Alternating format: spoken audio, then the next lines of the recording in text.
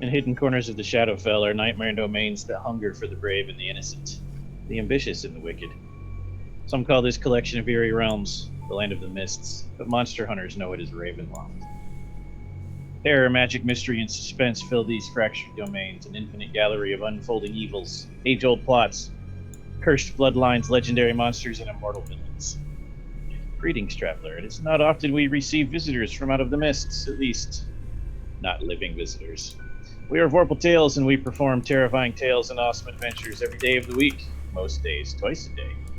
If it's the dark and macabre that bewitches you, on Sundays we are playing our Unknown Armies campaign, Burn. And then later on Sundays, our Vampire the Masquerade Chronicle, Starlight and Smoke. On Tuesdays, we're playing our Chronicle of Darkness Insurgents, Mage the Awakening is Part 1, Defiance. On Thursdays, we're playing Alien the RPG, Acid and Ice, using the new Colonial Marines Operations Manual. On Fridays, prior to this terrifying tale, we're playing our other Chronicle of Darkness, No Time for Reality. And on Saturdays, Simba Room airs to darkness on the Free League Twitch, followed by the finale of Necrobiotic, and then later this month, Werewolf 20th Anniversary Edition. And beginning the week after Onyx PathCon, Steve will be running They Came From Beyond the Grave on Mondays at 9 p.m. Don't miss it. If it's the adventurous and fantastic that enchants you, we cannot guarantee the mist will release you back to those realms, but should you escape their cold grasp on Mondays... Nope, that's over now. On Tuesdays, we're playing our Exalted Essence campaign in support of the new Kickstarter run by Patty. And on Wednesdays, our Fallout campaign, Radioactive Summers. We would like to invite you to our manor, vorpaltales.com, where you can see our complete calendar, recaps of shows, and get links to our archives. You'll also find our social media there and our Patreon. Be sure to click follow on Twitch if you ever want to escape back to your home. And then inspect our YouTube archives in the mausoleum at youtube.com/c/vorpaltales. Be sure to subscribe and hit the bell while you visit to appease the dead. Special thanks to Astral Tabletop, to Atnade Mid for our custom character sheets, and for music, Ghost Stories Incorporated, Me, You, and Darren Curtis music. June 11th to 13th, mere 1 week away, Onyx PathCon 2021 begins. We will be there so much it might be easier to ask what we're not doing. 3 days of panels and games. We're playing games and you should too. Details and sign-ups so you can play your run will appear in the chat momentarily, thanks to everyone. Haunted heroes, please regale our dinner guests with your name and the tormented soul you are portraying in this sinister tale. Yes, I am Dwayne at Made of Kimchi on the internet, and this evening I will be playing Jeglin of Nods, the Penitent Domain Cleric. Hey everybody, I'm Ever. My pronouns are they, them, and tonight I shall be playing... Wait, let me look up the full name. Because I'm going to be pretentious and say it, because I'm an elf. I'm an Eladrin elf. Tavreth Reloros Aluyanti, who is also a hexblood, so trapped in the season that they were transformed, which is autumn. Enjoy. Also, I'm a warlock. It's a lot going on there. Hello, everybody. I am Steve. You can find me on the internet at Voodoo Arcade, and tonight I'm playing the half-elf occult detective Vic Wagner. Hello friends, my name is Akima. You can find me on the internet at Kima_Mia. Tonight I'll be playing Kalmina, the Kalstar Aberrant Sorcerer. Hello, my name is Rachel. You can find me Stolen Fires pretty much everywhere. And tonight I will be playing the Dampier Monster Hunter Claudia. Hello, I am Patrick on the internet at PattyShakes_. And this fleshy prison houses Rigzukos, the reborn elementalist of Earth.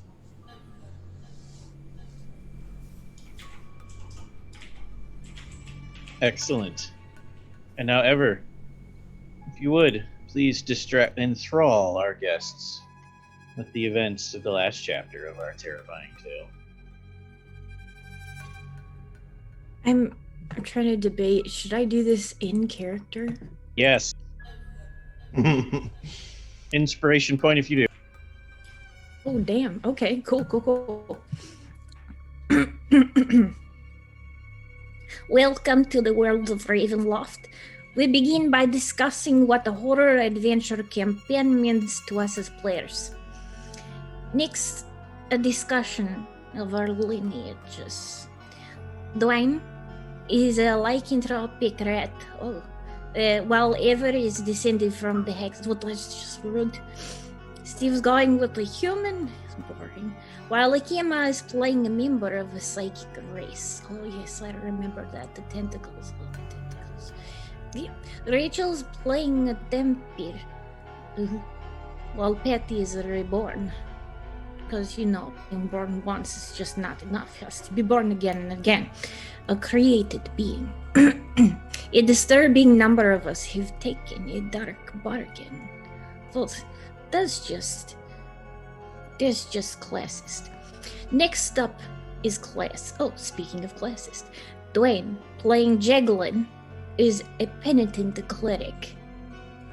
He can sacrifice his own hit points to heal others. See if he actually does it, and it only gets crazier from there. Ever, playing Tev, is a warlock whose patron is Starlight. He's the most lovely. Which sounds pleasant, but has more to do with the cold void of space than anything. Well, at least space envelops you in a nice tight hug. Steve is going the occult detective route because he's obsessed with noir and no one knows why. And Akima is essentially a tentacle sorceress. Spooky. Patty has created an elementalist who can draw on the primal elemental plans for power. That sounds overpowered. I don't know if I trust you. Then we get loot. There are horror trinkets. But no one got an eyeball. Very sad. Lastly is the themes and how we plan to deal with them, including a discussion of how drunk guys get into pursuits and naked white people. My brain blocked that one out. I totally forgot about that. This wraps up with a brief rundown of the Ravenloft ethos, including that we're quite literally the only people with PC glow. What does that even mean? Also, the mists just suck, like so much. When Valley Girl there, Dwayne, jeez. We also learn about the Dark Lords and what they might be. After the break, we briefly discuss our home domains and how we escaped. Excuse me. The mists deposit each of us in front of a manor house. Its manners were very nice. It appears busy. We begin speaking, but soon realize there's an array of dialects being spoken and switch to Barovian, our common language. Not as good as my language, but okay. Claudia observes that this is a strange way to travel. I mean, she's not wrong. She's heard stories of the mists doing this sometimes, but never seen it happen to her. Verek wants to interrogate everyone. You see what kink he's into. And Tav wants our names. However, this is Darkon and the sun is setting. Not wanting to be vampire food, Claudia makes for the manor doorway. It passes for welcoming in Darkon, and Claudia is reasonably sure they'll let us spend the night. There's a name for the manor, because, rich, pretentious people like to name their houses. Bleak House. Not very inviting. Warwick is reluctant, but it is nevertheless a better fate than being eaten by vampires. A woman answers the door. She's really fucking badass, let me tell you, wearing elaborate clothing. Claudia introduces herself and asks if they might prevail upon her to share some hospitality. I'd have looked at us and gone, yeah, fuck you, you look crazy. She asks who the rest of us are, her eyes getting wider as we introduce ourselves. She seems to recognize us. I can't believe it worked, she says, while hurrying us inside and calling for Erasmus. A ghost floats through the wall and greets us. He looks like a teenager, dressed like a scholar and with prominent bite marks on his neck. You wrote heck in there, Dwayne. You wrote heck. Bite marks on his heck. Oh my. Why are you playing? Oh, I thought it was Dwayne. No, it was me. I was wondering why you were poking fun at me this whole time. Like, what? Yeah, Dwayne. So- Yeah, Gosh. you sit there and take that, Dwayne. Stupid Dwayne. Or should I say Jeglin? What if that's your actual name? I'm so sorry. If I'd have known it was you, I would have made fun. Dwayne's like, watch me give up my hit Wait, points now what? for you. Yeah. Yeah, right.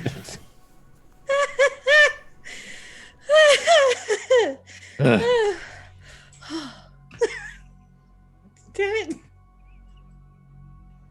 I'm already broken and we haven't even started, and I'm completely It's all fun and sober, games too. of Vorpal Tales until someone screws up the recap.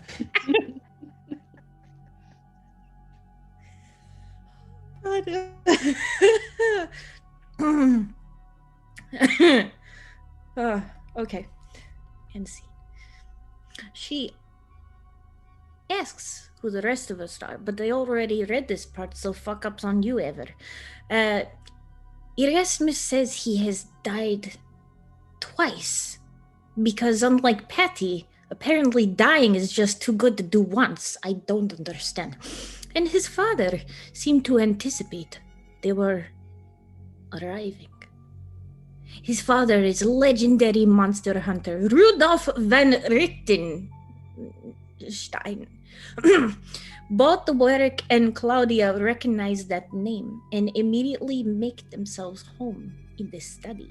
Just waltz right in, make yourself at home. No one really cares. The rest of the group follows and are served brandy and other refreshments. We're shown a letter saying that the land itself will bring us together to complete the task. Because the land can't do it itself, apparently. He knows this because the cards have said so. Warwick wants to know the task. Azel and Rex's servants are seeking out 4 tomes of power to restore him to power.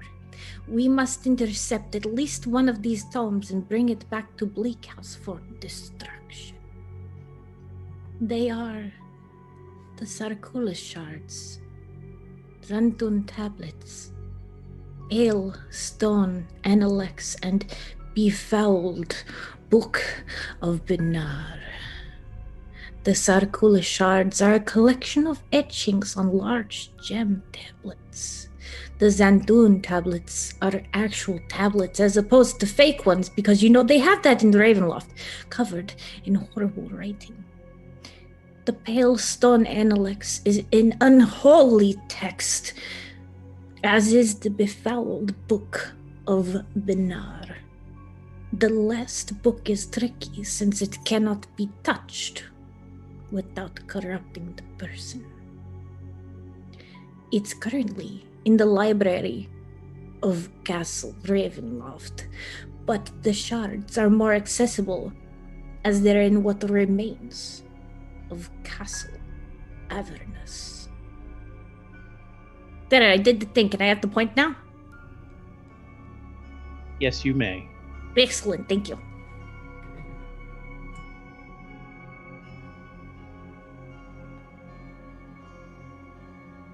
Okay. That was great. I thoroughly enjoyed that.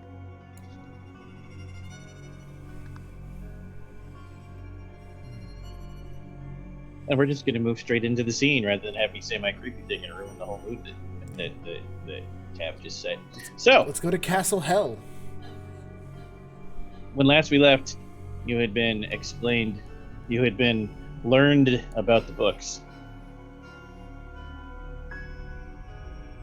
And that was pretty much where we cut off, kind of right in the middle of the scene because we ran out of time. You're all still in the study. We were promised loot. The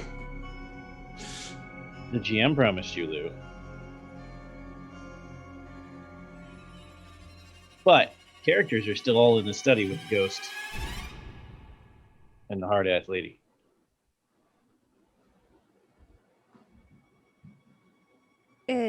So there's books that we must stop.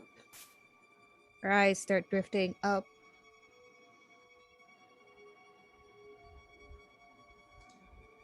Yes, that's correct, says Erasmus.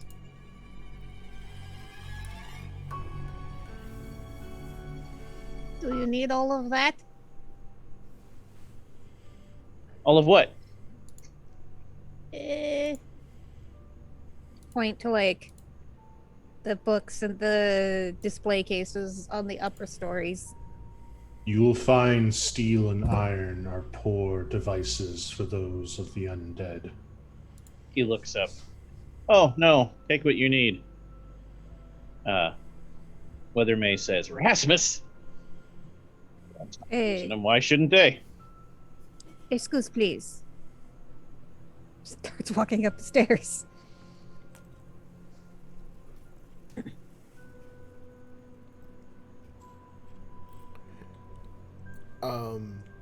Yes, and we have access. The ghost just floats there and stares at you.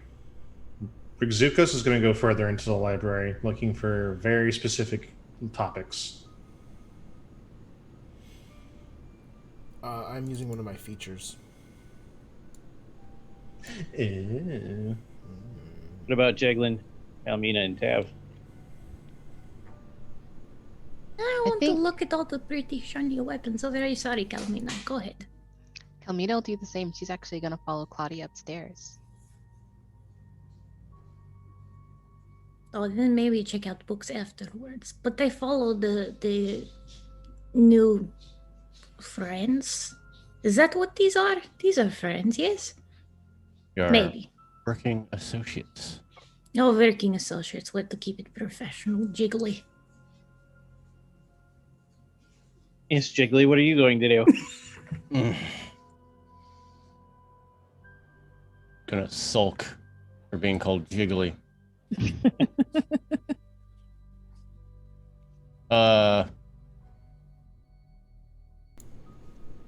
Jeglin doesn't really know.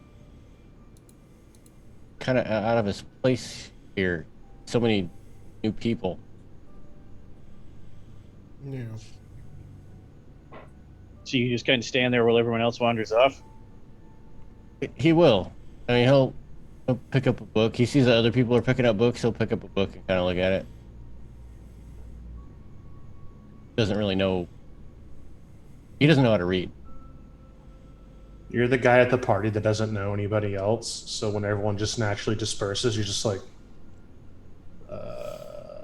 corner it is. No, he actually doesn't know how to read. Oh. So everybody's picking up these books, and he'll pick one up and be like, yes. Oh no, half of them are going to loot the magic treasures that are upstairs. Oh. Only 2 people are picking up books. I mean, treasures, I understand. I understand. You should go check out the treasures. Yes. Jeglin will go, Ooh, ching chang walla ding ding. And start moving towards that sweet root. You hear Yennefer chuckle and say to Erasmus, well, that one's the odd man out.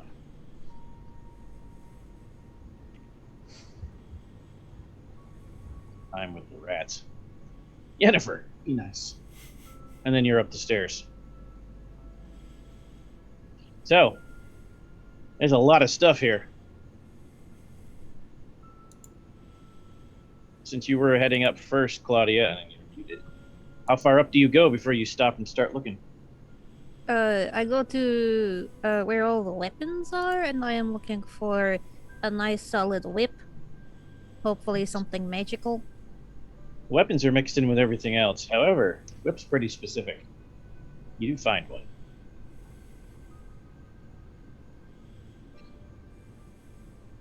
Making sure there weren't 2. I have this strange urge to call you Indiana, and I can't figure out why it's such a weird name. It's got its own display case. The display case is made out of a strange iron-like material, and it's placed on an iron spike, which you can see is going down into the floor. It's also Okay. going all the way up to the roof. That's the only Ghost- display case like that. Ghost boy, will everything explode if I take this whip? He's 2 stories down and can't hear you. Hey, ghost boy! Take the whip, take the whip. Will the take world whip, take the explode whip, if I take the whip? take the whip. Explosions are cool. What? Why is the whip grounded? Oh. Because it's electric. Why else? Thank you. Yes, I will take the whip. The whip is seemingly made out of leather that's been heavily tinted blue. It's also spiked and very long, longer than a normal whip. Just looking at it, actually, Tav, makes you cringe a little and go, "Ooh, that's not a nice weapon. Bad Oh. people would use that, Yeah, or people that are but- hurt bad people." Oh, yeah, that is dangerous, but also very kinky. So, You reach in and grab it. Yes, I do. I'm gonna need you to make a Fortitude saving throw. That was fast. Constitution saving throw. Okay, saving throw, Constitution. I am not good at this. I rolled a 10. Excellent. You touch it. There's a snap. It flings you across the room, like 2 books fall and hit you in the head after you land on your ass. But you're holding the whip. Thanks for the warning. Was it worth it? You take 3 lightning damage. And then I need you to make a wisdom saving throw. You're the kid that stuck the fork in the outlet. Yep. Probably. Oh, I have no bonus for this. Hey, natural 20, go me. The whip moves on its own, and you think it's going to snap you again, but then it's like it changes its mind. And it coils itself around your arm and just slides back and forth like a cat rubbing its tail on you. You have sudden insight. It's not blue leather, not spikes, it's blue dragon scales.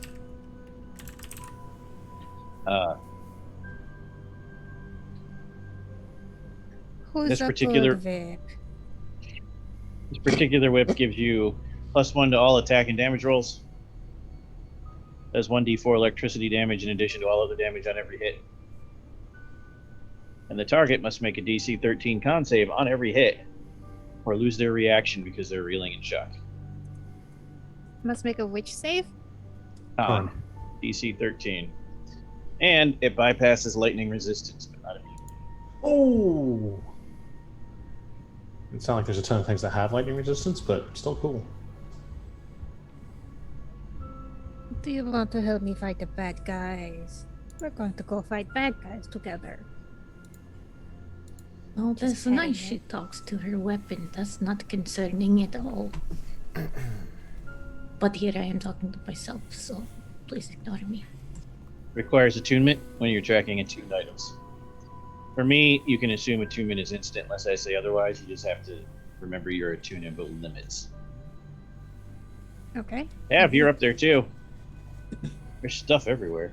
What is You can that? either be like, I want to touch this thing if there is one, or you can just roll a d6 and I'll tell you what you find that looks interesting. Ooh, ooh, ooh.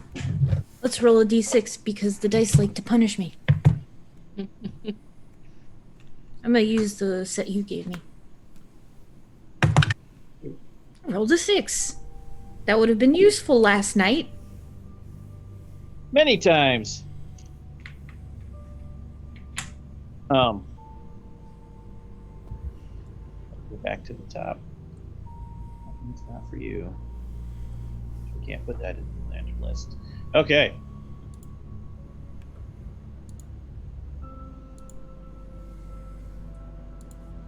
You see a necklace. It's actually a torque. It's twisted silver, intricately designed, set with blood red stones that almost look like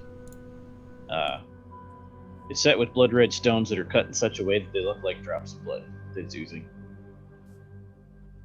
Oh, this is a shiny, sparkly thing, and I want it so badly. I poke it. It does not bite you like the whip did. Yay, that is relief. You put it on. Fuck yeah! Necklace. This pretty necklace. This pretty for a pretty elf being. Very You pretty. are able to intuitively know what this does. It is attuned to you, so it's counting against your tunable items. Mhm. On your first death saving throw, when you drop to 0 hit points, you automatically pass. Oh shit. Um, Like pass into the other world or passes and I survive? you automatically pass the save without rolling. The first Oh, of your okay. Death game saves. Phrasing.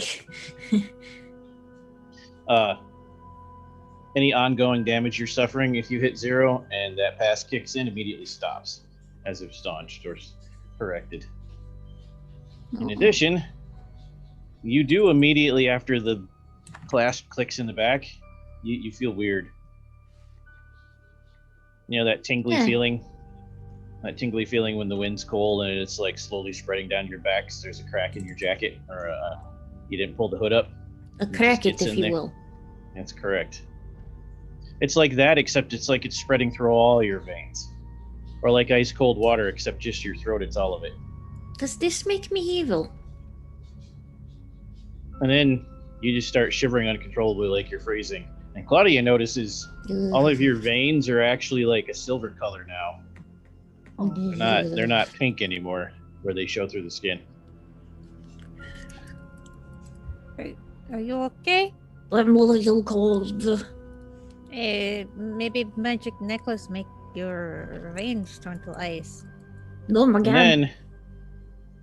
And then they return to normal, except in that one spot where you've got that nick that you got while you were running through the mists, where it's still oozing blood a little. And both you and Claudia and Calmina, because Calmina's there by then, notice that blood stops oozing out of the wound and it looks like water. Yeah. That does not look normal. No, not at all. And if it did, I'd wonder what your home was like. That'd be terrifying. Still As soon as- terrifying, but Am I going to die? As soon as, and you intuitively know what's happening too once the effect kicks in with the Oh. attunement. As soon as your skin is broken, your blood immediately turns to holy water. Suck on that, vampires. Oh my god, that's badass.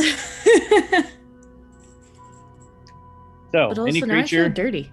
any creature that tries to drain your blood and can be hurt by holy water suffers double damage and must succeed on a DC 25 con save or be poisoned, even if immune to poisoning. Wow.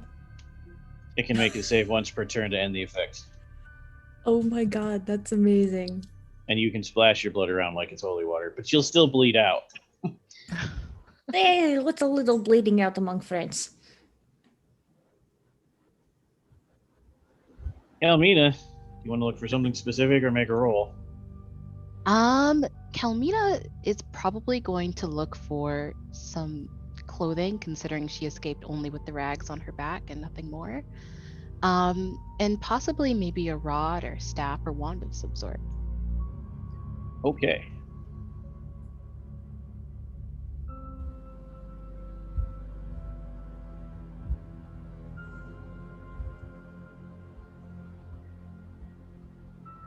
Wait.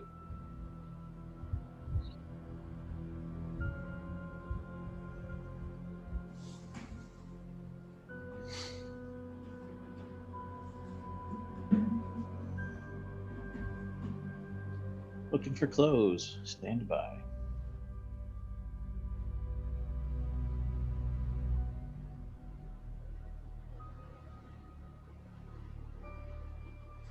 You do find a set of armor, but you can't wear it because it's heavy. It's like plate mail. Can I keep it for a friend? You could point it out to the cleric who's coming up the stairs, maybe. Okay. You also see Not a rod or staff or a wand, but something that definitely calls out.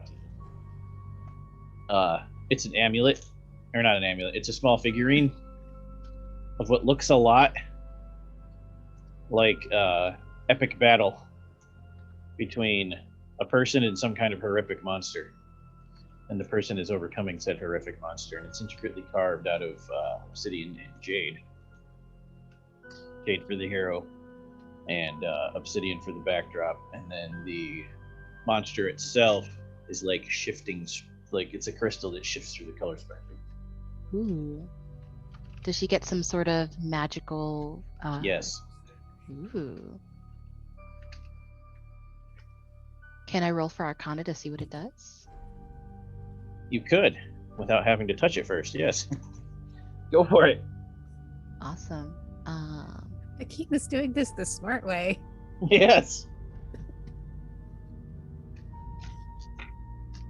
Let's see. Would you like me to roll an Astral, or can I just use dice? Either way is good for me. Okay.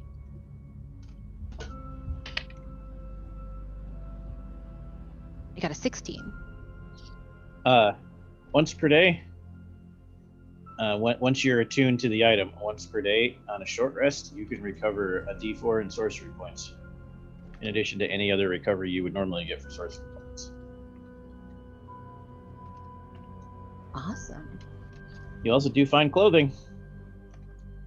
Is it pretty clothing? It is. Say who goes first. Kelmina is not picky by any means, though. Anything is probably better than what she has on. It's definitely true, but this clothing is somewhere between moon white and mine silver. It's like it coruscates between those two colors through the spectrum and back and forth. It's like moonbeams. It's like wearing moonbeams, and it is a very flowy, long-sleeved deal. It's pants, not a dress, though. Pants? I dig He it. wears a dress adventuring. Kelmina immediately puts it on. Well, she probably wouldn't get undressed in front of everyone, so she'd probably put it on later when she has some privacy. You can always duck behind a shelf. Yep. If there's a shelf to duck behind, she will. And she'll change into it, and she kind of just sits there, kind of like rubbing the fabric against her skin, just reveling in how nice it feels. This one's kind of awesome. It gives you a +1 to your AC. Oh. In addition to so it gives you +1 plus the effects of mage armor, so 4. It gives you a total of +4. Correct me if I'm wrong, Patty. Mage armor is 3, yes. Mage armor is 13 plus dex, so if this is +1, then it'll be 14 plus dex, yes. But that's just the baby effect. When you're attuned to it, you realize there's a ghost bound to it. But it's like Casper, it's friendly. Oh.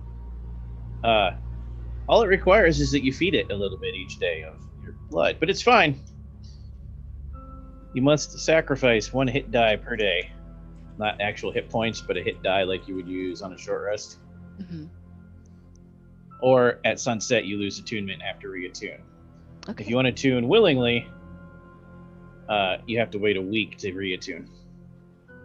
However, if you keep feeding it as an action, the ghost can manifest for 1 minute or until you become incapacitated. While manifested, it can help you as a bonus action, giving you advantage on perception and insight checks and saving throws against charm and fright. And as a reaction to taking damage when it's manifested, it can grant you its essence, meaning you gain resistance to the incoming damage unless it's force damage, and then you don't take any damage. It can only do this once per sunset, once per day. So this is a ghost that they're going to have control over, right? It's a ghost that willingly aids her. Okay. So to the ghost, would she be like an unknown master? No. Are you sure? Because there's Yes. an unknown master 0 following us. He or she or they are not bound to the armor. That was many levels, Stephen, but it was good. Thank you. It was good. There. Thank We you. went I try. Kudos. Thank you for the follow on the Masters. Master 0. No Master 0. Diglin, you Hey, come yeah. up the stairs. And Kalmina's like, "You look at that shiny armor. Can you wear that?" I don't know if your kind of cleric can or not, but it's pointed out to you. Yes, you what can. kind of armor is it? Heavy. Yes, Full I plate. can. However, what size is it? I don't know. Are you gonna? There's Are you no gonna- sizes in D&D. Are you gonna pull it off of the stand and look at it? Because right now it's just like, it's not even like a humanoid stand. It's just all in a row on a stand. I mean, is it shiny? What does it look like? Is it just plain old plate armor? Wayne is the only person I know who looks gift magic armor in the mouth and is like, but is it like shiny? Pass. This is quickly It's- turning into Fashion Souls. It's not shiny at all. It looks very old. Is it Oh. oiled? How's the joint movement? It is very well oiled and cared for, but it is ancient and it is no longer shiny. And the rune, and it's got runes carved into it that are clearly magical, but you can't read them because the language is long dead. I can't read anyways. Akima, it is not a Vorpal Tales game unless at some point there is a very lengthy shopping montage, as well as a lengthy talk on foods and what they look like, taste like, smell like, and how much you've eaten of it. So, welcome. Yeah, I mean, this is important because official. if it was shiny and, you know, hoity-toity, I would not have taken it. The fact that it is old. It's almost like they were chosen for your characters. It's weird. Yeah. That doesn't sound right. Wishing that he could read. Oh my god. He grabs the armor off of the stand, trying to... The first thing you grab is the pauldrons, which are actually also connected to the bracer. Okay. And as soon as you do, it shrinks to your size. Ah. Makes a lot of noise when it does too, because it's plate mail. Well, that's helpful. Wait, is this? Oh, does it sound like metal screeching on metal? Yep. Ah. And then you can hear the leather cracking too, like the old leather cracks. Mm. So you don it. Yeah, then I will pull the rest off and... It only takes you one round to don this armor. Oh, that's very Ooh. helpful. Because you pick up the arm piece and you're like, well, that's handy. And it pops out of your hand, hits your arm, and locks itself in place. Mm. You don't have to do any of the buckling.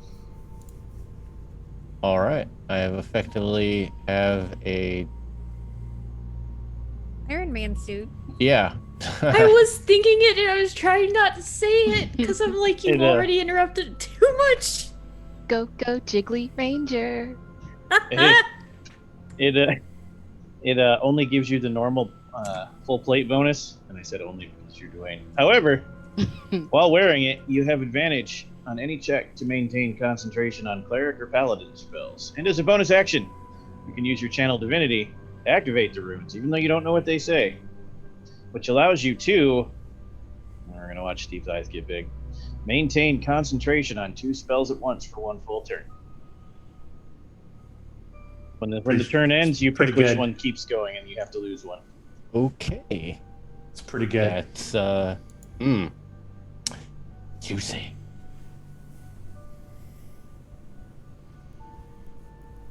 You also notice there's guns in here. Ah, Everyone else in the room is ignoring them because they have no idea what they are. But you know what those are. yes, 2 of mighty them. boomsticks. There's 2 of them. You intuitively know, though, as a magic user, you could only use one.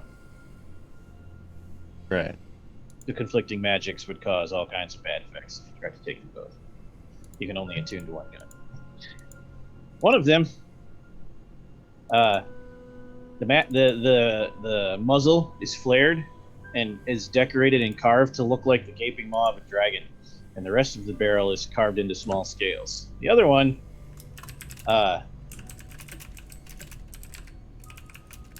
has etchings all over it to make it look like a rain shower in the spring. Well, in fall. This is Ravenloft.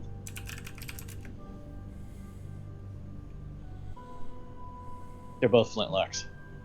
That was what I was gonna ask. Are they both pistols or are they blunderbuss? They're pistols. D10 damage, reload quality unless you have feats. Which one do you want? There's only 2 of you that can use guns. Oh, there was the gaping maw one, and what was the other one? Gaping dragon maw and rain showers and fall.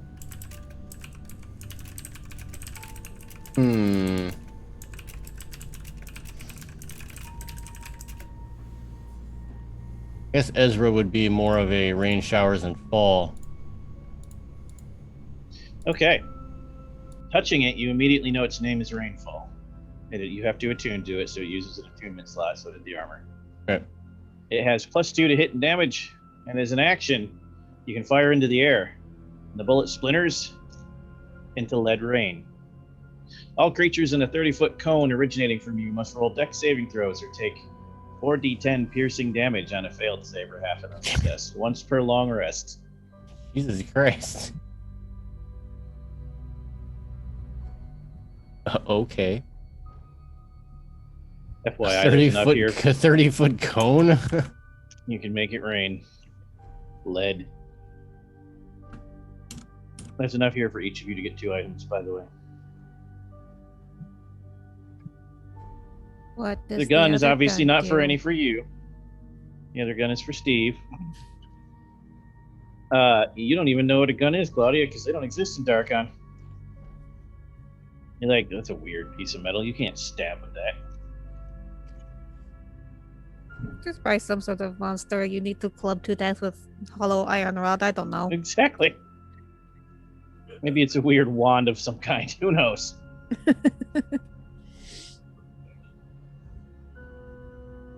Other things in this room include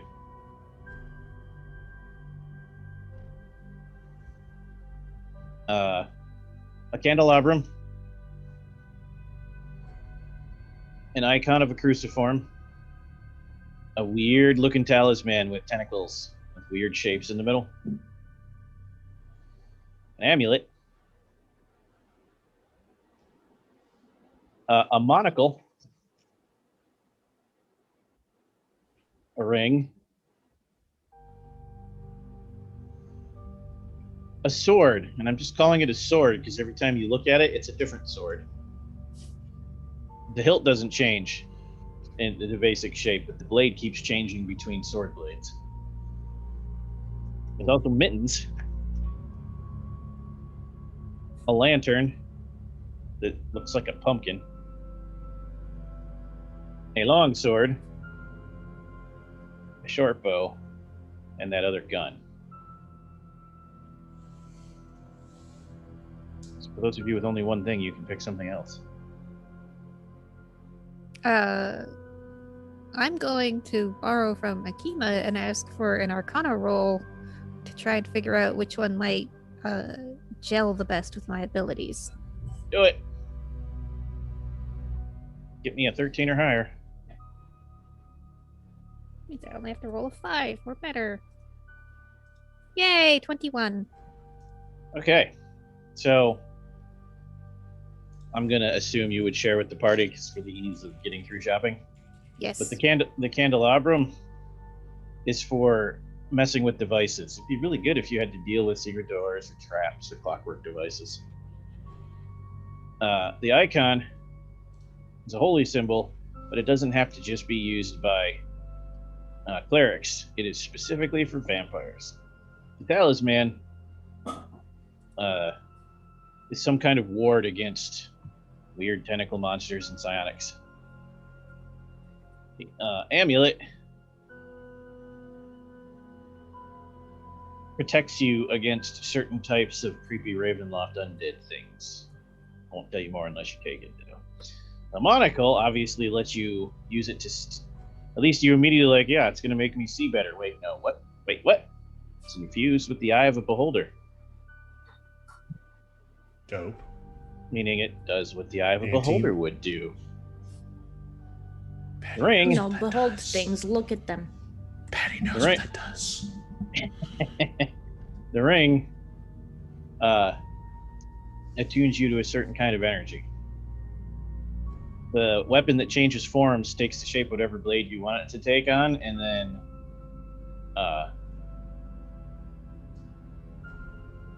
basically you can let fate decide. If your fortune favors the bold, you can let fate decide what kind of weapon damage die it does for the round, or you can force it into a specific form. If you let fate decide, it also makes you hit really, really well. The mittens are for, it looks like their original purpose was grave robbing, but they'd really be really good for the roguish types. Also, they protect you against undead stuff. The lantern doesn't shed regular light, it sheds radiant light. The longsword is silvered and highly magical, and also is imbued with the sun. The short bow is haunted. And the other gun, I mean, it does what you would think it would do, shaped and carved to look like a dragon. It shoots fire and lead.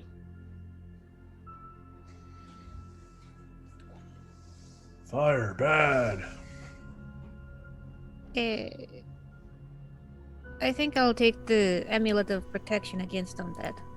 They're everywhere. Good to be protected from them. Okay.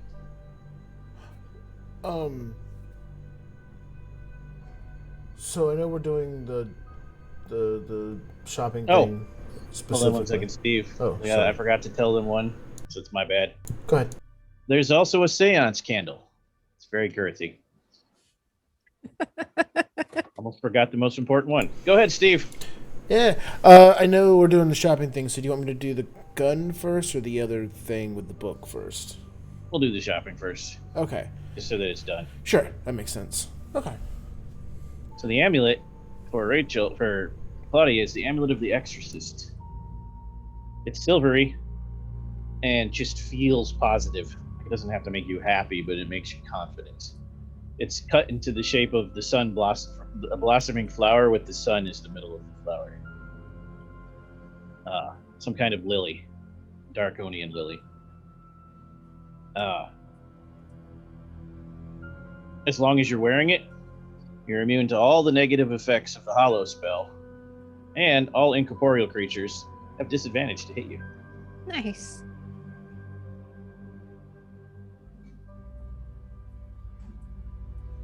Tav and Kalmina, you were up there first, so you get to pick first from the remainders. I'm dying right now. Kiva, was that you in the Twitch chat? It was me. Thick stick is just I don't know. It sounds great. It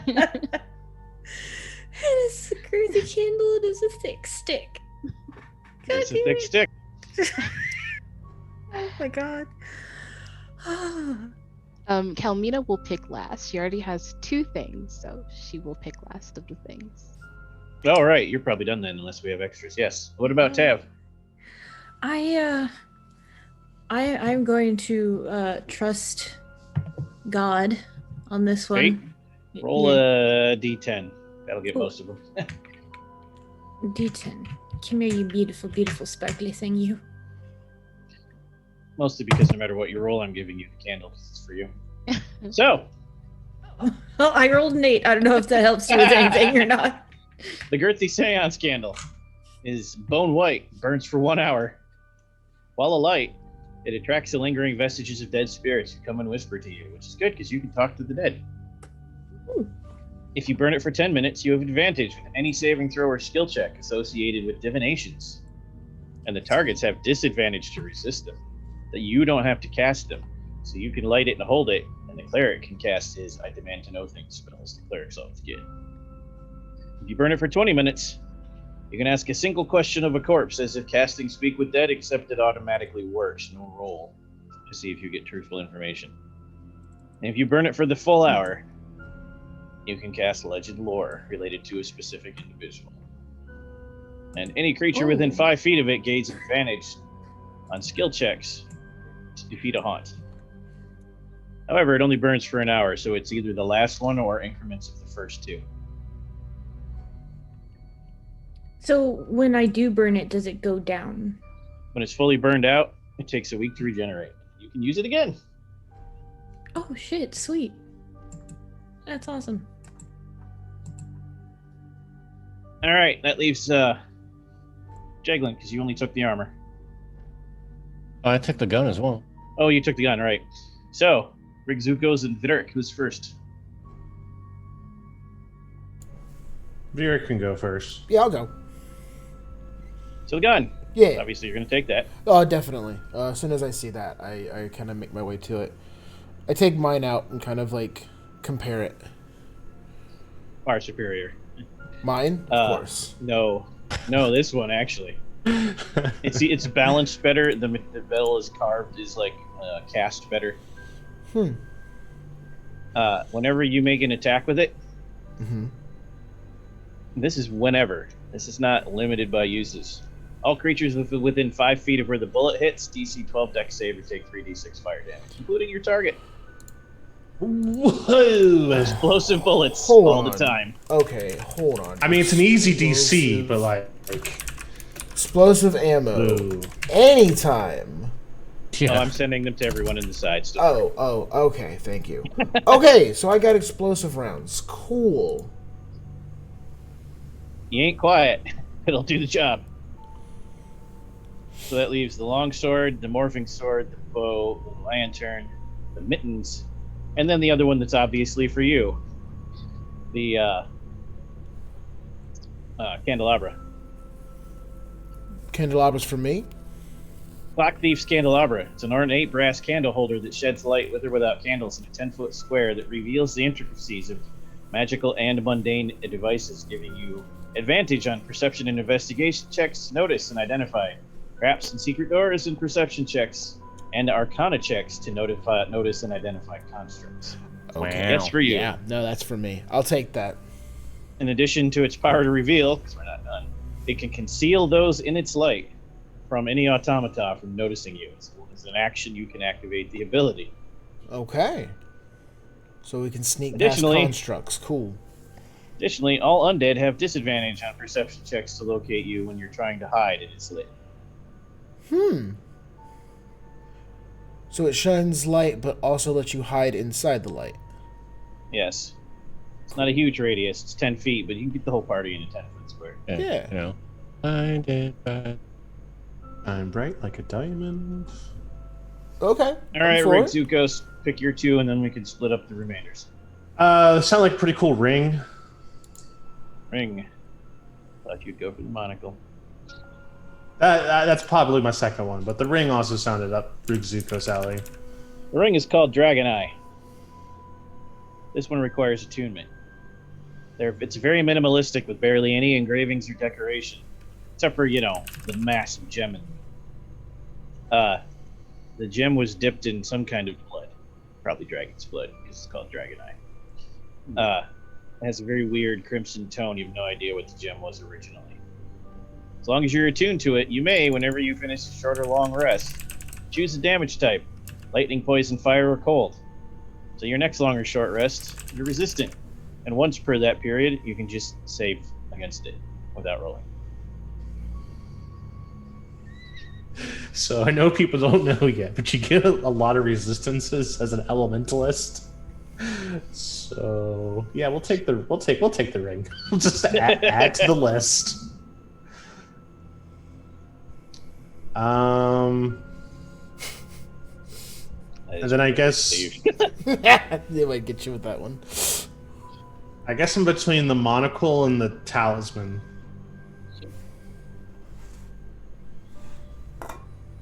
Choices.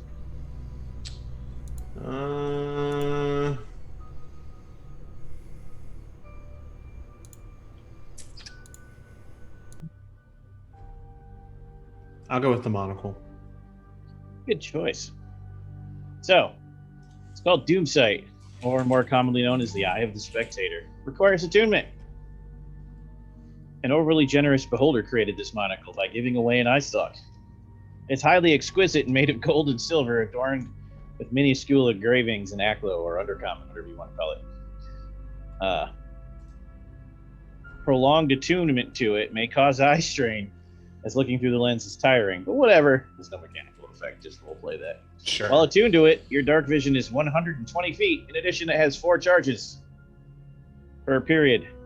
As a bonus action, you can focus on a target and materialize a random eye ray. Roll a d4 for fear, illusion,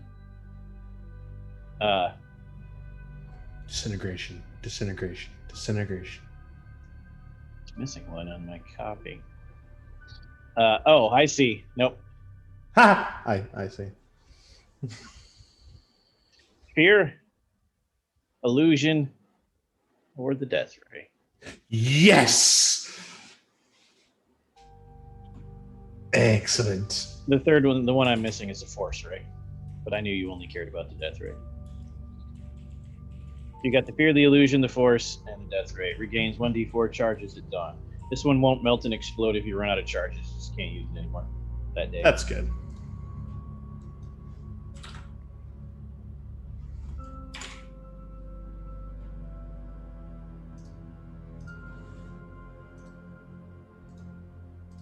It says necrotic for the death ray, but it is disintegration. So it's force. Yeah, Okay. you can change that in your wording. Okay. Right. So now everybody can pick from the remainders, of which there are. There are enough for each of you to get one more. The cruciform icon, the elder talisman, or the flowy sword, the mittens, the lantern, the regular long sword, and the short bow. It's actually one more each plus a bonus. Did you say mittens? Yes. Were they worn by an elderly gentleman sitting out in the cold with his arms crossed? Probably not, Damn. because he's not a grave robber. Oh. That we know That's of. what they were originally designed for. However, it doesn't mean you can't wear them. They're decorated with extremely fine motifs that are of death. They protect you from disease and poison by giving you advantage on any con save against undeads like ghoul stench or life drain from a wraith. Additionally, when you begin your turn, if there's a hostile undead within 30 feet, you can dash as a bonus action and run the fuck away. Oh. Damn. Or toward it. Whatever. So I wait, toward it? Who would do that? That's not a good I would. idea. This Plus, is you how know- some of us make our living. Yes. Plus, you unless- know, they unless should we go to you smoke them. simply because we need to picture you wearing mittens. Death Oh. mittens. I will wear the death mittens. I would like either the anti-vampire holy symbol or the lantern that sheds radiant light because, you know, same effect. 2 different ways. I feel like Steve should take the other one. Which one do you want, Steve? Since you two are the hunters, essentially. Well, What's Varric has candelabra, so then I'll take lantern. that makes sense. And then give him the cross. Yes. Okay. What do I do with this? You The point cruciform this in icon. at the vampires and they scream and run away. Or you point it at the vampire and then you kill them. It's wood polished to a sheen that's almost golden, capped in bronze and engraved with holy runes. And yeah, when you hold it out bravely in front of yourself, a successful melee weapon attack with it suppresses the vampire's regeneration ability and makes it make a DC 15 wisdom save or become frightened. At the end of each of its turns, it can try again and to remove the effect. As an action, you can hold vampires at bay as if you would cast Magic Circle against vampire. In addition, everyone within the circle is protected against vampire attack as if in the Sanctuary spell. Meaning any creature outside the ward that tries to attack you must make a DC Let's 20 make wisdom the save. wisdom Yep. save or attack someone else. Yep. The effect lasts until the beginning of your next turn, and then you can continue it by using your action. Cool. Vampires can, if a vampire saves against it, then it stops working against them. Okay. Also, if you hold it out, even if you're not the one doing the effect, it aids channel divinity when turning undead. giving disadvantage to resist the turn. Say that last part again? If you hold it out while Dwayne turns undead with his channel divinity, they get disadvantage to resist, Cool. Okay, got it. as if you would cast Hollow. Yikes. Okay. Ghost Ward Lantern is a pale white pumpkin that fits in your hand. It has a macabre grinning face carved on one side and a purple flame candle in the middle. And it's lit. It shines dim light in a 10-foot radius. It burns for 1 minute before you must take a short rest because it has to recharge.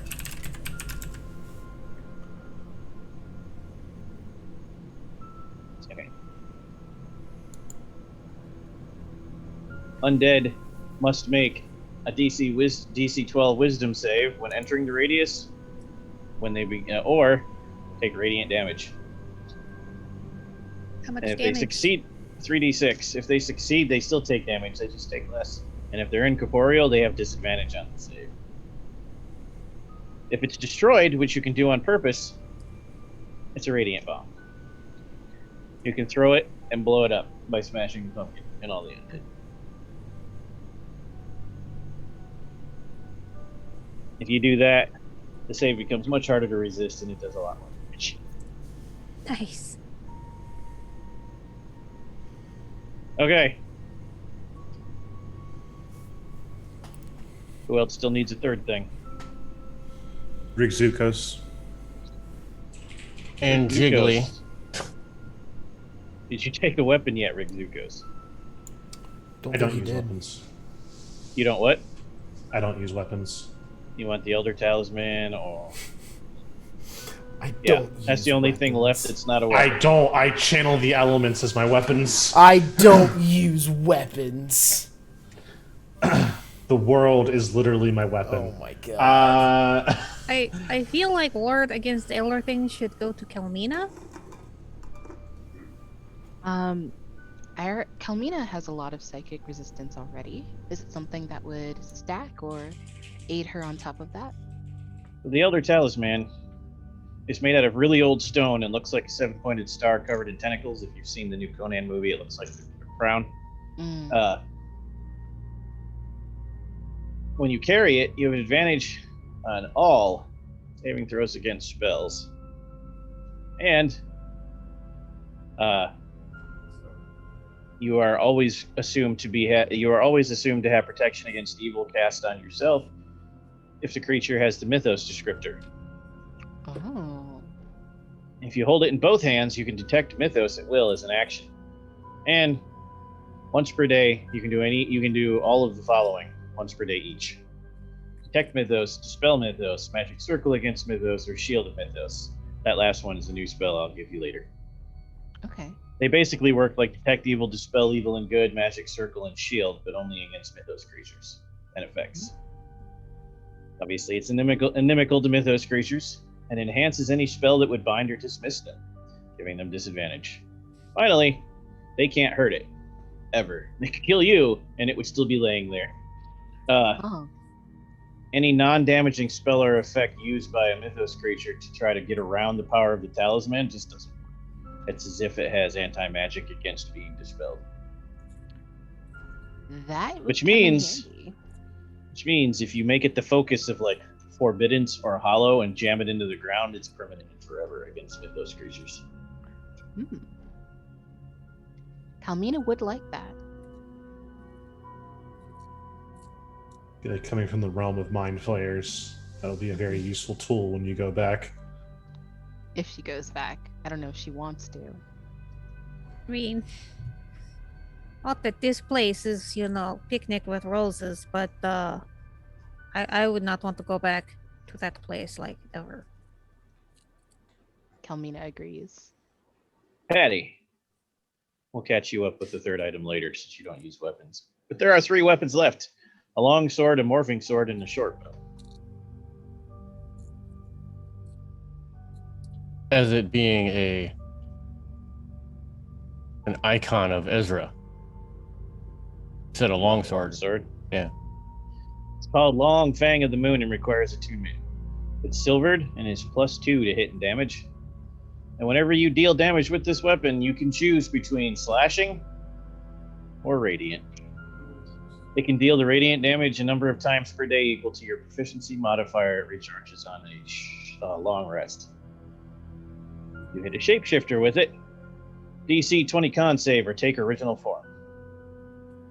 And then you can decide that it can't change again for up to 3 turns, making it stay in its original form for a hot second. Mm-hmm.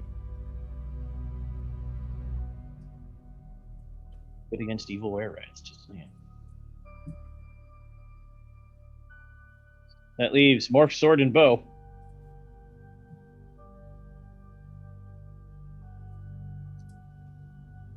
Does anyone Morph here Sword, use a everyone bow? in the group is proficient with. You need no special proficiency to use the Morph Sword. I'll take a short bow if no one else wants, so I also have distance weapon. Called Haunt. Gives +1 to hit and damage. While you're holding it, you can use an action to cause a dark spirit to rise from the corpse of a creature that's been dead an hour or less. It has all the characteristics of a shadow, except it can't create new shadows. And it adds your level to its hit points and your proficiency bonus to its AC, attack, damage, and saves. It acts on your initiative and obeys your commands. This You is don't tell it to useful. do anything, it just defends itself. Lasts a minute and then disappears. You can only do this once per dawn.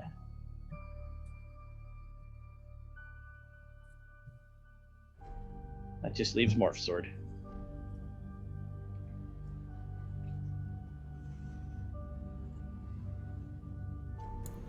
Okay. I don't have a melee weapon, but if it's a short sword or a morph, like, is it a short sword, long sword? You say morph sword, so. Yep, everyone is any- proficient with this weapon. Okay. If no one wants it, I'll take it. It is all called you. It's called Flow Edge Slayer. The handle is always bloody red and slightly oversized if made for something bigger than you. That's the only part that never changes. It's bigger than It's me. a simple melee weapon that deals slashing damage, weighs 1 pound, and has the light and finesse properties. You get +1 to hit and damage, and whenever you hit, every turn, even multiple times a turn, roll a d6 to determine the weapon's damage die for the round. Oh, jeez. Yay, randomness. Okay.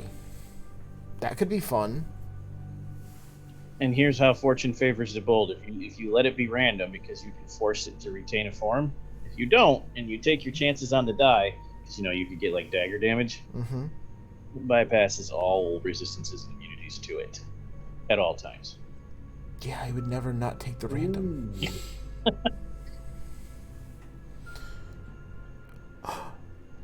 So what are the options? Like D4, D6, D8, D10, 2D6, and a D12 or something like that? 1 is a 1d2, 2 is a 1d4, 3 is a 1d6, 4 is a 1d8, 5 is a 1d10, 6 is 1d12. Steps up 1 every time. 2, 4, 6, 8, 10, 12. Wow. Just don't take it to limbo, because then it turns back into what it was made of. Oh. Colorful sludge. All right, good to know. Limbo is off the itinerary. Taking it to limbo. Got it. Can't even leave the Dark Realms. How are we going to get to Limbo? Wow. So, books. Steve, do your hoke. Okay, so,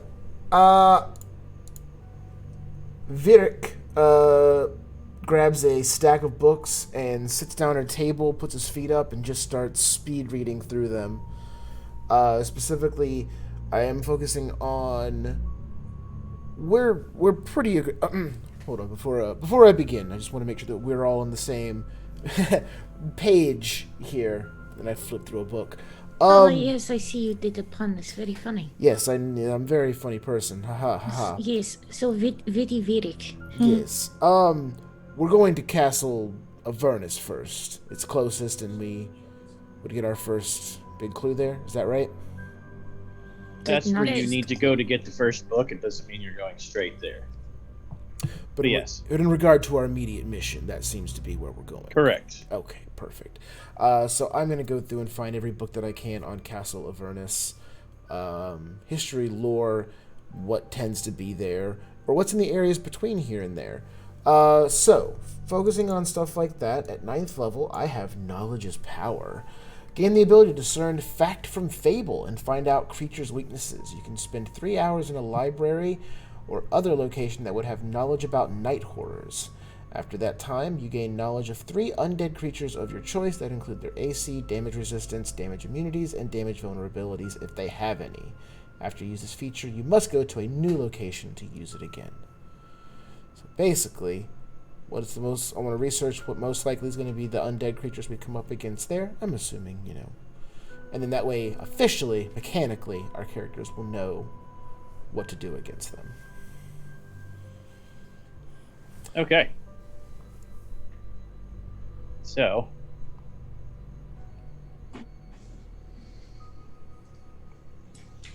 here is undead as a list. Here it be. Let's see what kind of, okay. What are the rumors of Castle Avernus? What lives there?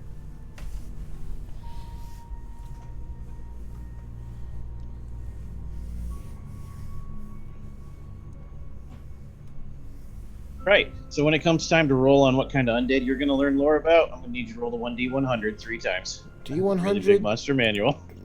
Wow. Okay. What lives in Castle Avernus? No one knows. No one who's ever gone there has come back, except as Kargatane, secret police of Darkon. Okay. Well, this sounds sketchy, like we're going to punch some Nazis or something. Which I am not object to. I just want you to know. So, we're going to randomly pick from my list of undead Ravenloft monsters, and I have like 90 something. 94, 71, and 99. 94 is in the vampire list. Which one?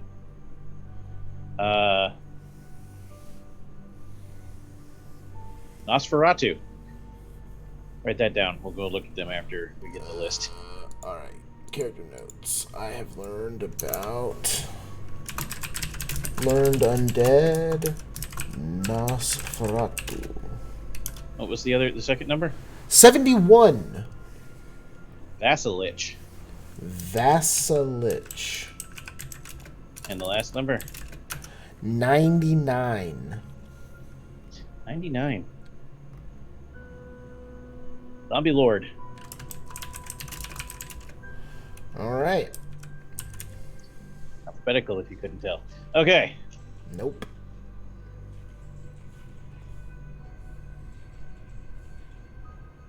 So, alphabetically, which of those was first? Nosferatu. Thank you. What do you get for information? I get...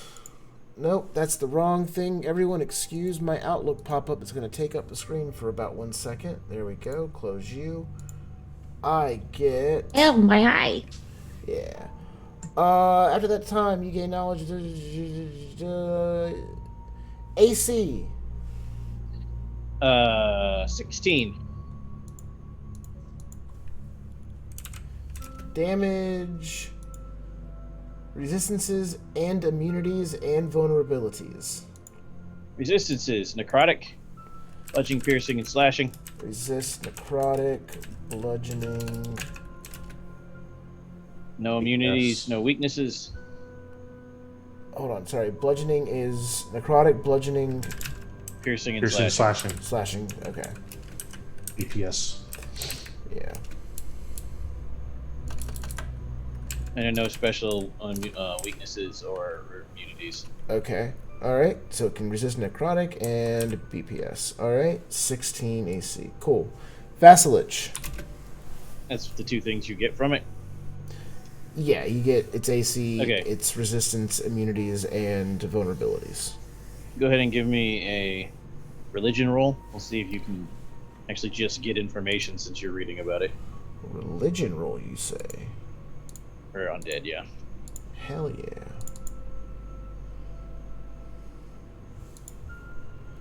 $17. Yeah. So, 17, you learn not a regular vampire. As long as it's not in sunlight or running water, it can polymorph into mist. So it doesn't do it when it's severely damaged like a regular vampire. It can do it on demand. When not in sunlight or running water. It's considered legendary and can take legendary actions. Oh my. Yeah, this is a CR12. Legend. Cool. And I'm going to give you one random fact about that makes it very different from a regular vampire, so give me a D4. 1. If it drinks red wine, it takes acid damage. Okay. Interesting. They're social vampires. If it drinks red wine, it takes acid damage. Alphabetically next is the Vassalich, I believe, yes? Yes. It's going to be under Lich, so I'm actually going backwards. Here we go. Well, that makes sense because that was the lowest number. Vassalich. Armor class 18. Resistant to cold, lightning, and necrotic. Cold, lightning, necro. Immune to poison. BPS. Charmed. Exhausted. Frightened. Paralyzed. And poisoned. Okay. No weaknesses. Give me that religion roll.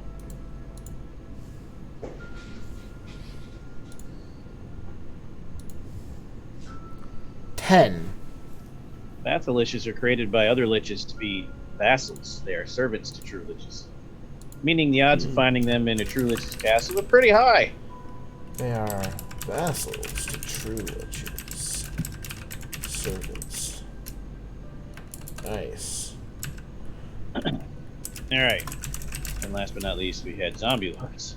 Which, don't assume it's the core book. This is Ravenloft. Let's see if it's different. Okay. Zombie Lord.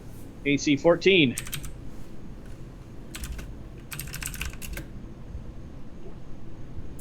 Resistant to necrotic. And immune to poison as a damage and condition. Okay. No special weaknesses. Okay. Give me that religion roll. Let's go, baby. Here we go. Total 20. Zombie lords are independent, intelligent zombies, not shambling moaners. They typically haunt tomb-like areas or crypts and have all kinds of weird powers regular zombies don't. Thank you. You found my worst nightmare. Including making all the dead around them cryptic zombies that obey it. Can turn all dead in area into zombies. Under Two of those three things were built into your story, so good rolling. The other one I'll have to make it appear. Okay. Nosferatu just sounds fun. You know, be the butler or something. All right, so Patty, looks. Specifically looking, and this is, I guess, more fluff for my character. Uh-huh. Seeing this kind of library and the knowledge it would have, I'm looking for arcane rituals of the outlawed or frowned upon kind. Just want to gain something from my past life drives me forward to finding out about that. Yeah. Give me Arcana, because you're looking for magic rituals. And I have advantage on any Arcana check to remember things about my past life. Do it. That's a lot. That's 27 total. Okay.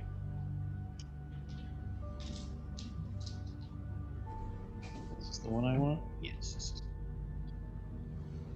Rituals. Let's find you a forbidden ritual.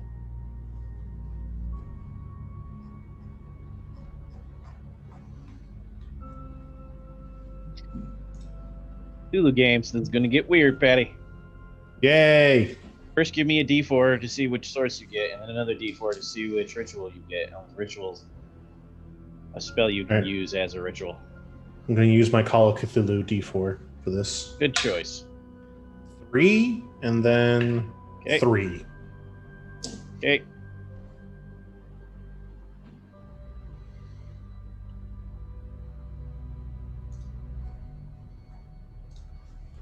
Okay. It actually fits you. Look at that. It's a polymorph ritual. If you take an hour to cast it, you can become a water elemental or earth. I mean, you can probably do that already. Standard version, or until you run out of hit points like a druid and are forced to change back. Instead of the hour time limit, you can stay that way until you decide to change back because it's a ritual.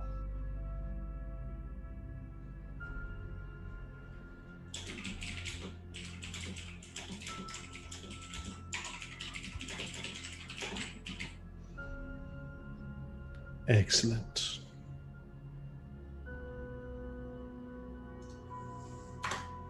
Okay. Now, before we do a Taroga reading, we should take our mid-show break and get it out of the way because we're right on time. So don't go anywhere, audience. We're gonna refresh our libations for 10 minutes and then get creepy with Taroka cards that do cool shit. I know most of you got the deck, so it'll be exciting. That's gonna be awesome. All right, we'll be right back.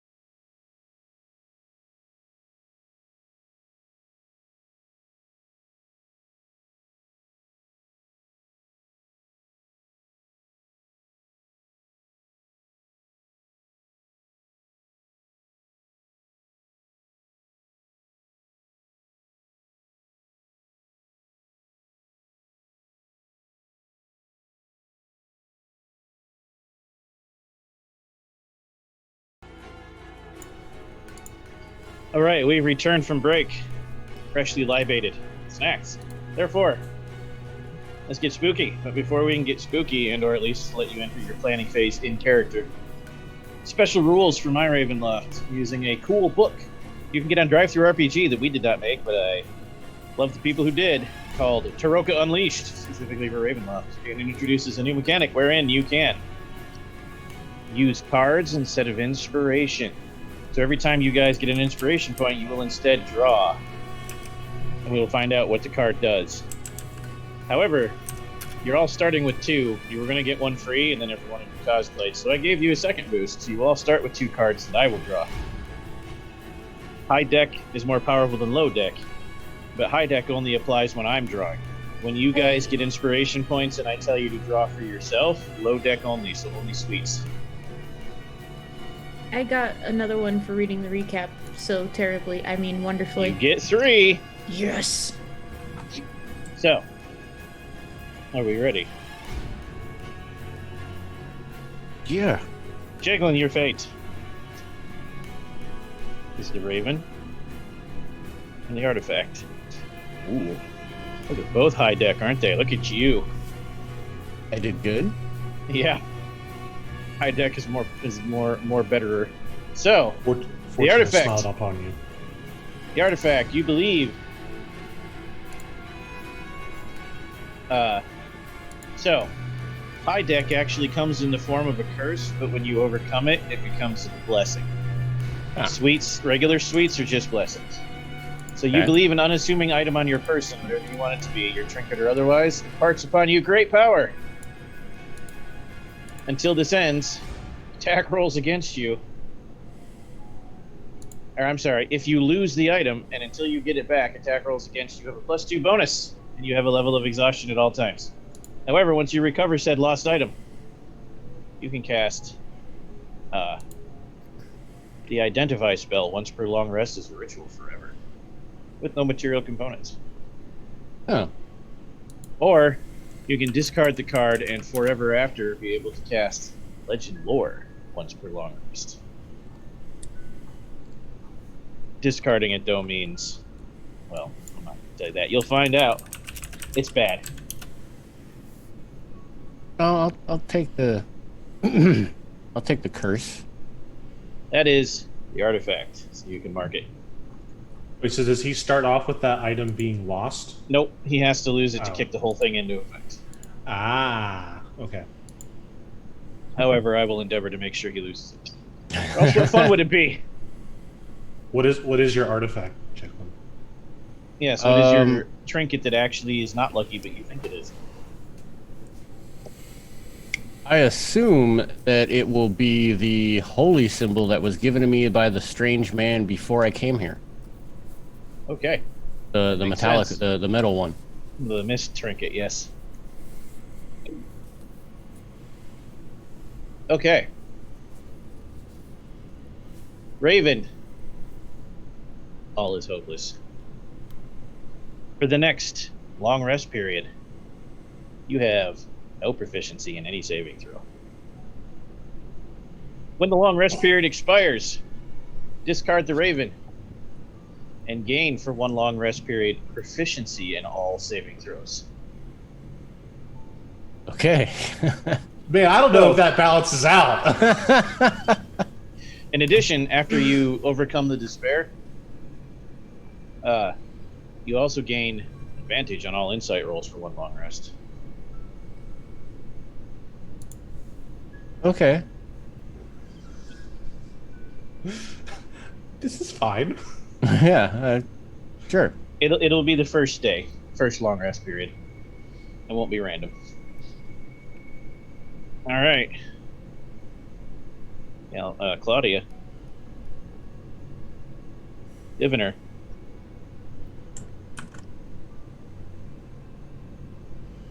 Yeah.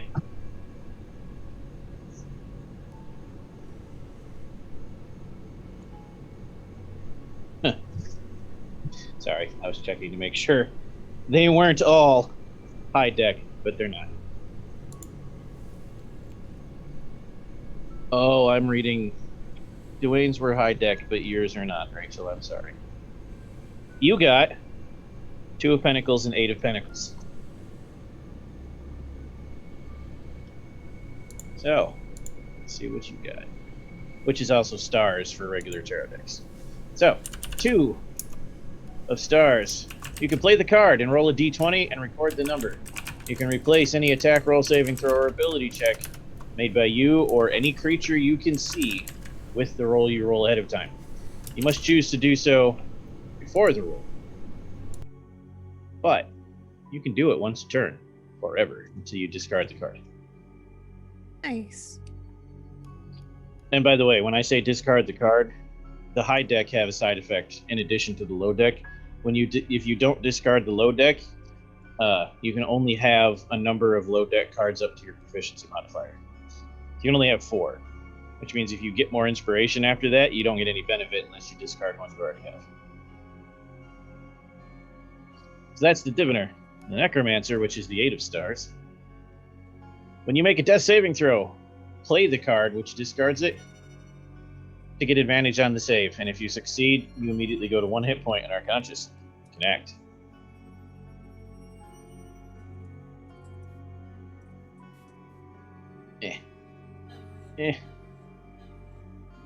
PDF is battling me. Hold on. There we go. There's the 8. There's the 2. So 1 can last forever, and 1 only works once. Virik.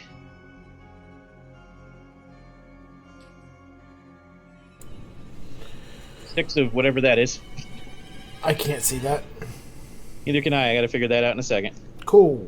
No, I mean, I can see it, but I don't know what it's supposed to be. Runes, maybe? And the Executioner high deck. Okay, Right. so cards. This is glyphs. 6 of glyphs. Got it. Cards. Okay, that's a glyph.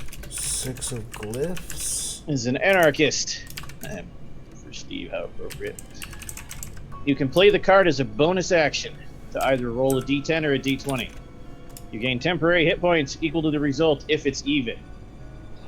If it's odd, you lose that number of points. Wait, Spin the Wheel of Fate. hold on. So I play the card. You're getting these 2 in the side. Oh, okay. You play the card. Well, yeah. As a bonus action, and you choose a d10 or a d20. Okay. Roll it. Evens temp hit points. Odds lose hit points. Got it. Okay. And then you need me to- discard after you play it. Okay, and then you need me to roll. This is whenever you want to use it. It doesn't have to be now. Got it. Okay. And then, Same for all of yours, Rachel, except you do need to roll the d20 now so we know what it is that you're going to use for your replacer. This will tell us if it's for friendlies or foes. I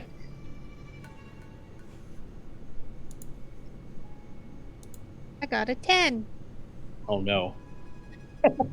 Well, perfectly average. Okay. Would the person that gets replaced for still add their usual things? Yes. Okay. That's the base roll. Okay. Okay. High deck, Executioner. yes. You're fatalistic, believing your death will come soon. Until the despair ends, you have disadvantage on death saves. However, the first time you make the death save and come back from it, right? Okay, so first time I have to make death saves and come back. Or somebody stabilizes you. Sure. You overcome the despair. Some of these, by the way, when I paste them to you, say saving throw. Don't worry about that. Okay. You automatically overcome the despair, and then for 1 long rest period, you have you can add your proficiency modifier to all your death saves. Oh, okay. That's cool. Discard after using. All right, dead guy. Rigzukos. High deck, Tempter. And the 1...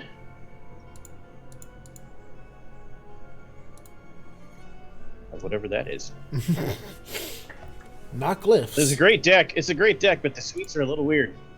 It's not... I think that's supposed to be coins because it's Medusa currency. You're saying coins. sweets. Yes. Got it. Yeah, this is the one of coins. I'm saying sweets instead of suits Yep, because yep. Ravenloft. Yep, a brain just picked that up. Got it. Yep. I'm like, why are we talking about candy? Okay. One of coins, Patty the Swashbuckler. Okay. When a creature within 5 feet of you makes an attack with advantage, you can play the card and force disadvantage, not neutralize, straight to disadvantage. Oh. And if they miss, free attack for you, melee attack. Oh. Interesting.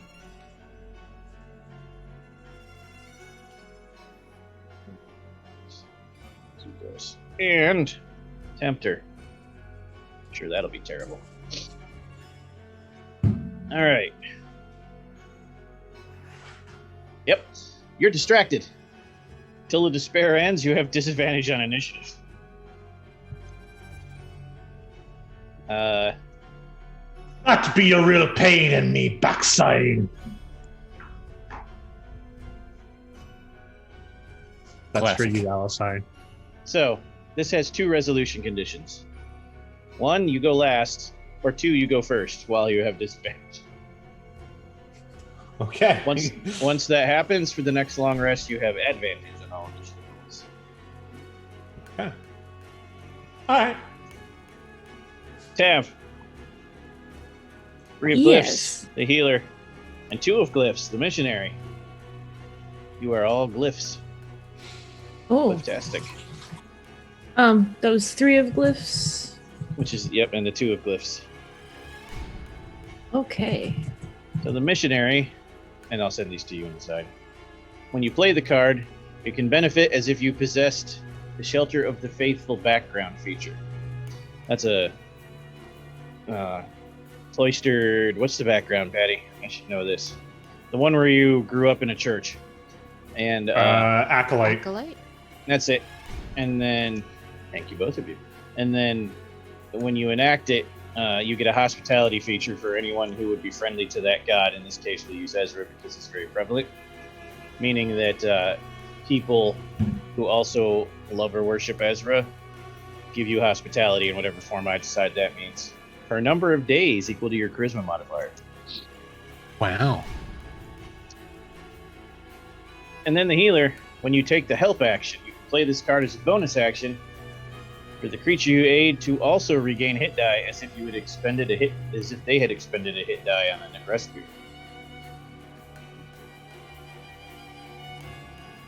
Sweet. It doesn't matter what you're aiding them with, they also get some hit points. And last but not least, Kalnina. 9 of Swords.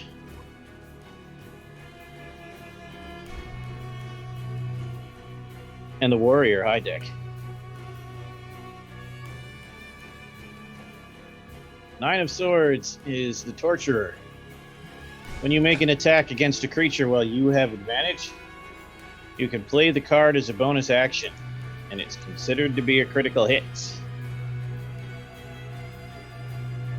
And then the Warrior, which of course will also have a curse.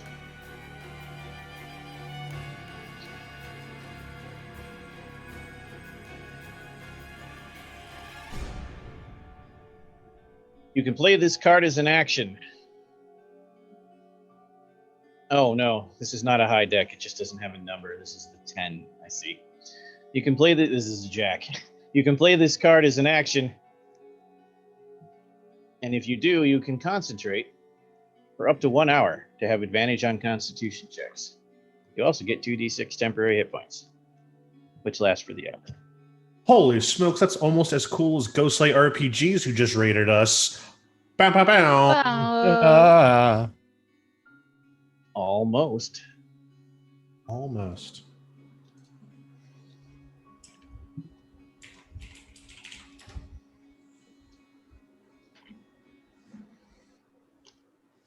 And there we go. And then one last one. Yep, Hot dang indeed. of course. Did you draw the Ecat Carter card? Because that's who followed us. It's not a cat, but it's a horse. You drew the horseman. I mean, a horse is just a big cat. Or Or is Shadows a of cat Death. a big horse? Or a cat a small horse? Yes. Yeah. all. Both. It's equivalent to 100 ducks. Oh no. Horseman for shadows, death, and impending disaster. Have. Until you end the despair, you cannot expend hit dice to regain hit points on rescue rates. Even long. So, Yeah. however, this one does have an actual save. The first time you make a successful medicine check of any kind on anyone, you get the boon. The boon is you can take 5 minutes to expend any number of hit dice to regain hit points as if you've taken a short rest. So you can get the short rest hit point bonus in a 5-minute period. Ah, that sounds like something a Nuka Quinn would do. Thank you for the follow. Seamless. These are seamless. I'm not done dropping cards. Okay. And now, take a moment to get yourselves back in character because we're done with loot and fun things. And remember, though, that if I give you inspiration points going forward, or the audience does by giving you audience boosts, draw from the suits only. I'll tell you what you get. Don't draw from the high deck. No curses for the rest of the inspiration. I have to separate my deck. Yep. You can use regular playing card too, and we will say if you use regular playing cards that clubs are glyphs,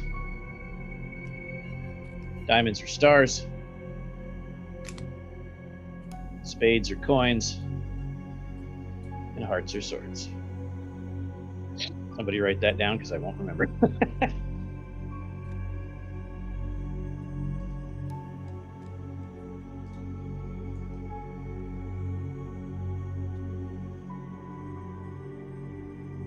You said we're only pulling from the high deck, right? No, you're only pulling from the low deck from the suits.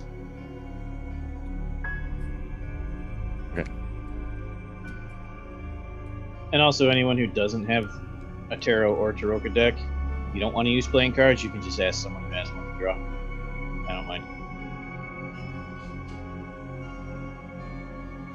So you can take a moment to get back in character because now that you've looted the artifact chambers and the library study of the Van Richtens, you can plan your move on Castle Avernus, and we will open with Steve making a roll because he also said he was that Vieric was researching the castle and begin there. Also remember that both Erasmus' ghost and Yennefer are both still there should you want to interact with them.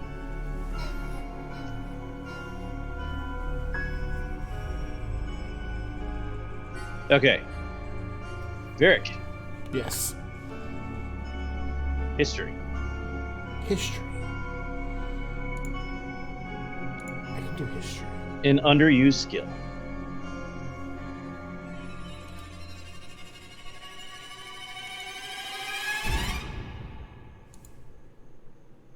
$21. Nice. Okay. You learn that the golden star that you can see in the sky above Darkon is the result of the ruler of this land, King Rex, trying to force King Azalin Rex. Yes. I'm glad you picked up on that because that is why he called himself that, because he might have an ego problem. Anyways, The King of Kings. Got A it. lich King of with an Kings. ego problem never happens. King of Kings. Most people don't know he's a lich, but Claudia will happily tell you, yeah, he is or / was a lich. Okay. Tried to force a old prophecy of the Lands of the Mist to come true. No one knows if he was successful or not, but he did get this golden sign of doom to appear in the sky, but I mean, it's been there for months. The only thing that's happened is the mist has gotten thicker. It only in Darkon too, nowhere else. Okay. So he tried to make a prophecy come true. That would destroy the Dark Lord, destroy the realm so all the Dark Lords would be free.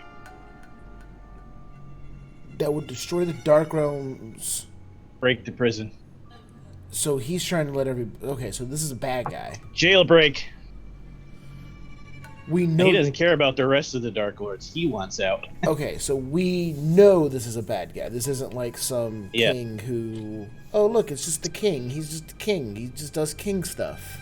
Plus, Claudia's like, yeah, he's a lich, so bad guy. Okay, alright. Cool. Much misery and suffering. You know, taxes too high, monsters run rampant. Not a very good king. And the Kargatane. Well, I mean- terrible, horrible secret police, most of which are vampires. Well, Also I mean, he's bad. not a very good king, but he is double king. So, King of King. what he lacks in quantity, at least you have... He has transcended the physical and assumed lichdom. That's what Reborn. Claudia tells you, yes. Then he is truly powerful and immortal. Well, he's not immortal anymore. He's probably dead wherever he is. Yeah, when he did whatever he did, he disappeared. What were you going to say, Tab, before I continue? Reborn, double king, and dead twice. I'm sensing a theme here. It's a good call. Maybe he was dead. Maybe he was king before he died, and then after he died, he became king again. So maybe he legitimately is king. I prefer to call him Lich. Prefer to call him tyrant because he was tyrant. Whatever he did, made the sign appear in the sky. It's made the mists flood all over Darkon, cutting off various parts of it from other various parts. And he disappeared.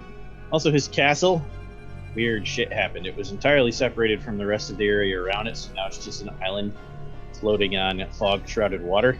His is And- Castle Avernus, right? Yeah. Okay. And it's in parts. So, like, part of the base is here, empty space.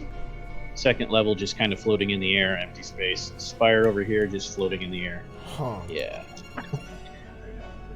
And it's called Castle Avernus, but it's a small city with his massive wizard tower in the middle, parts of which just float in the air now.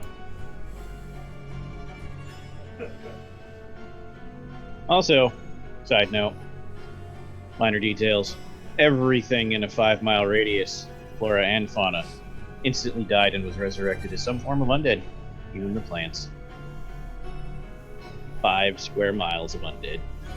That's awesome. Zombie plants. It They really also isn't. eat people. They do, yes. I'm told it's a very painful way to die. As far as anyone knows, this one's really good. You read a couple more things. The castle, the tower itself, which is probably where the tablets are, is empty of like a ruler. Obviously, there's probably still undead in it. God knows what wizard traps and constructs, right? But the city around it has been commandeered by the undead, led by some new creepy undead that no one knows what kind it is. It just calls itself Death. And it looks the part with the scythe and the robes. The 15 square foot emanation that's basically Circle of Death at all times.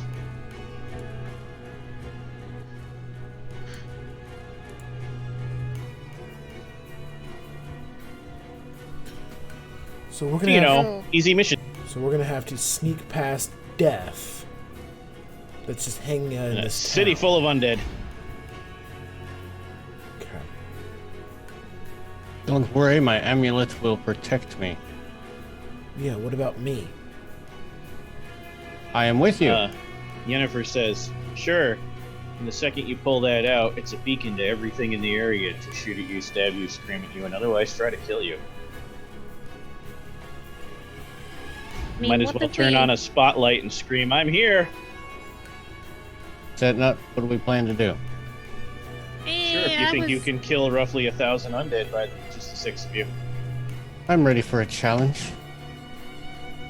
I like Eh. you. It's too bad you're gonna die. Yes, you will die if you try this, and I don't. You'll die alone because I won't be there, because that is a bad plan. Same. I have no interest in just throwing myself to a horde of undead today, or tomorrow. Maybe the day after that. Well, then, what is your plan? My plan is to sneak in, bring lots of firepower, pray a lot.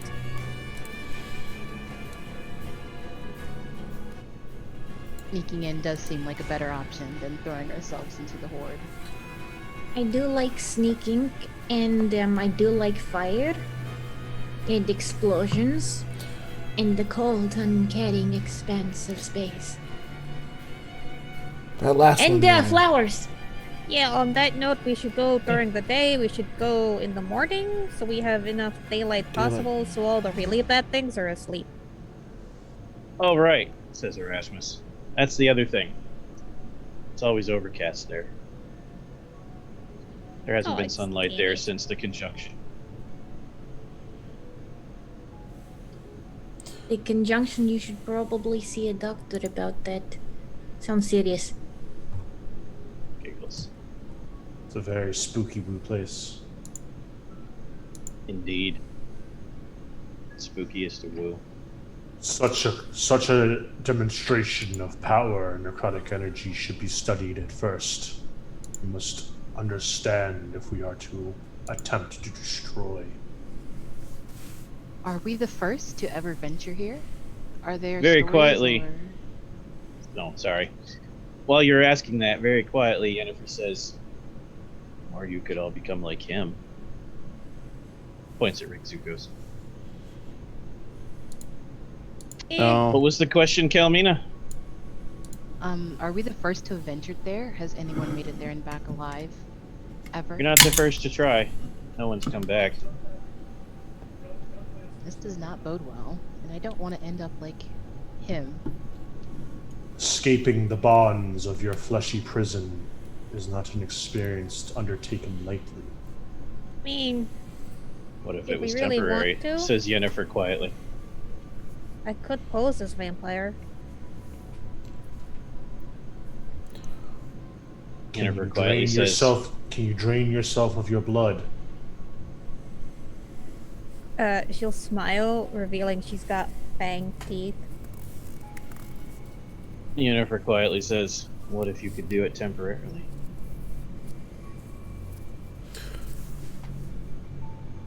Know of a way?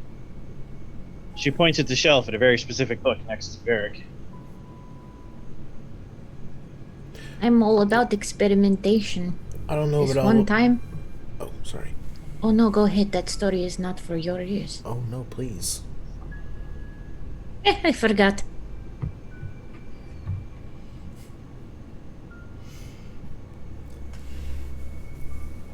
I don't know about any of you, but I'm not looking to escape this. What was the phrase? The The bonds of your flesh prison. Yeah, my flesh prison has a lot left to do, so I tend to enjoy it. So you're gonna ignore the book? No. I'll grab this book. I was just kind of reaching. This one? Van Richten's This one? Guide Was to it Dreamy Hollow. left? Right? This She's one? pointing right at it. You can't miss it. No, I've got my hand like up, but I'm pointing behind me, not looking at the Yeah. shelf. Like, She's also just pointing at it. She ain't playing your game. cool. All right, what's this one? Van Richten's Guide to Dreamy Hollow.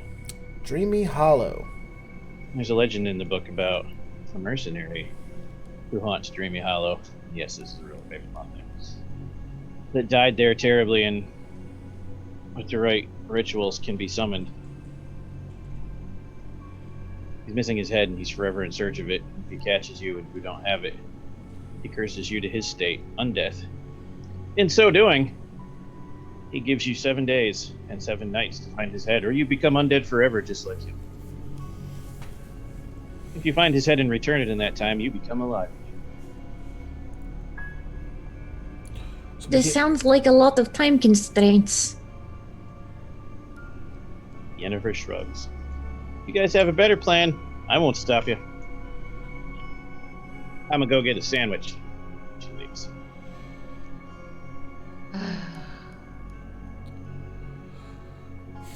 This is not looking very promising for us.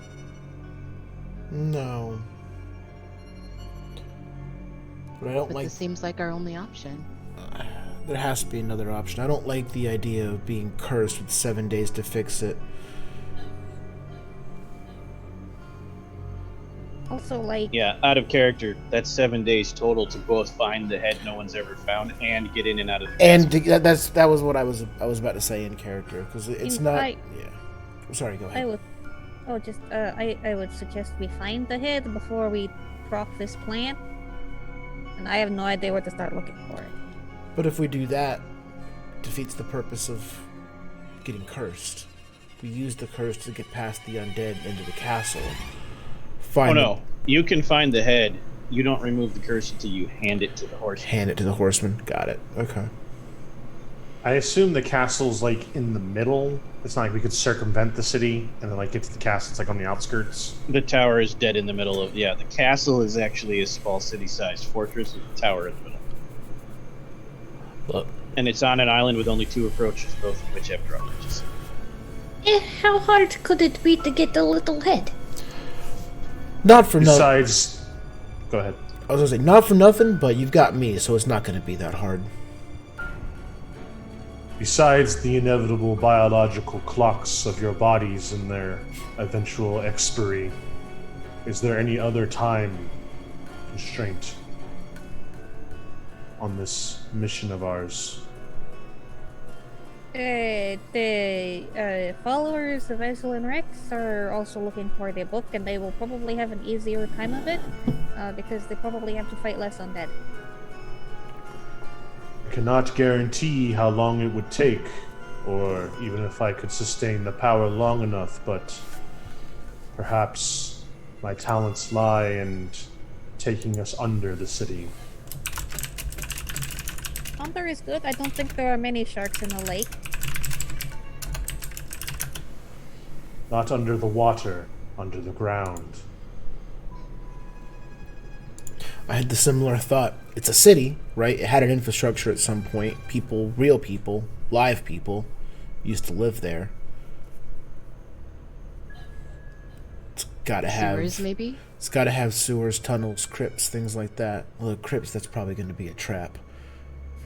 Rigzukos will pull from inside his cloak what is definitely grave dirt.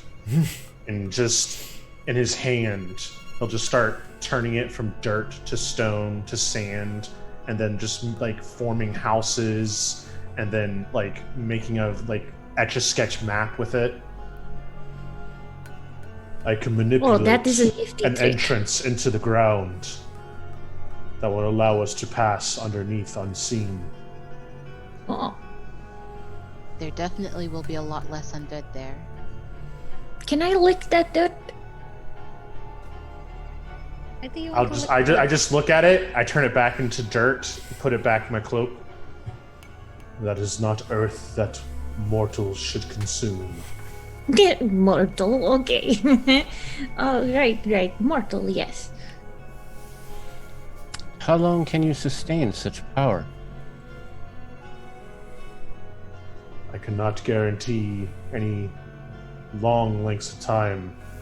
My abilities are powerful but limited. Can you do 5.5 miles? Yes. Then I think we have a plan. We should still all be armed. Oh. Yes, armed with weapons and knowledge. We have an idea that there's undead. Hopefully this will avoid the ghosts.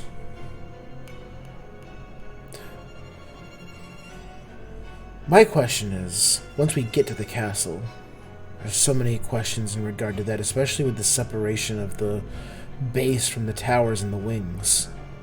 Is this going to require going through the mist? Yep, to get there. Oh. No, oh, yeah, in character, like. I'm sure the Guardian of the Mists will guide us. That's how I ended up here with you. Exactly.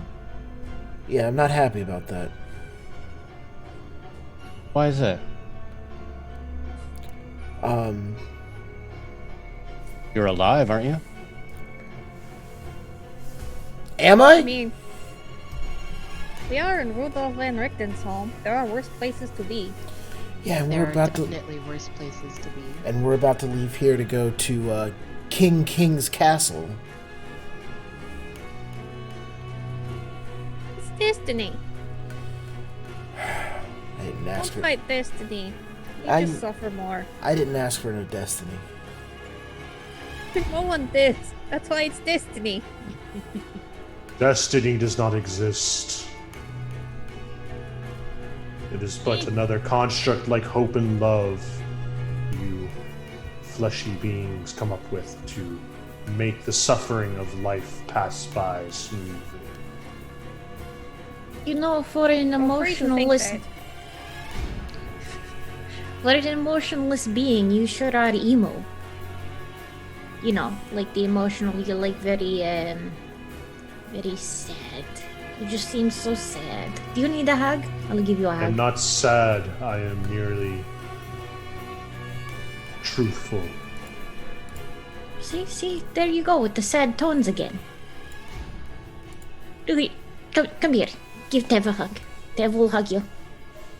Come If here. you touch me, I will be forced to annihilate you.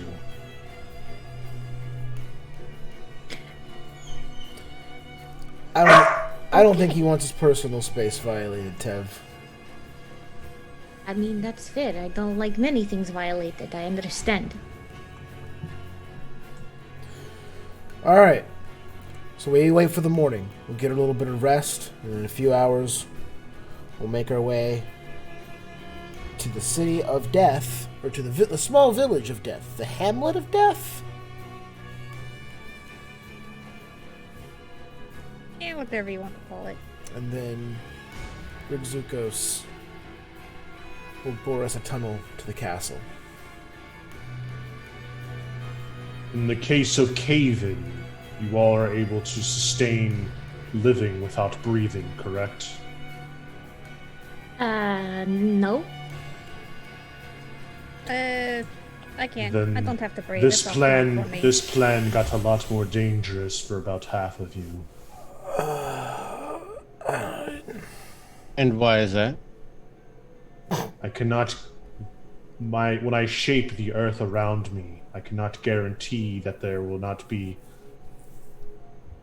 seismic actions I cannot account for that may or may not cause a cave-in behind me. Oh, as long as you can sustain were your to power forward. If you were to suddenly lose air or oxygen, well, I will not be affected. It would seem that some of you may die. Not some of us have experienced cave-ins and seen what it does. It takes you. It may take lesser beings, yes. Putting it out there, better or worse than becoming headless undead? Because that's the other option on the table. I think I would rather die under the ground, yes. At least you will already be buried. Hey, save on funeral costs. Exactly. Save our heirs cost of hiring gravedigger for us. I don't have any heirs. I'm so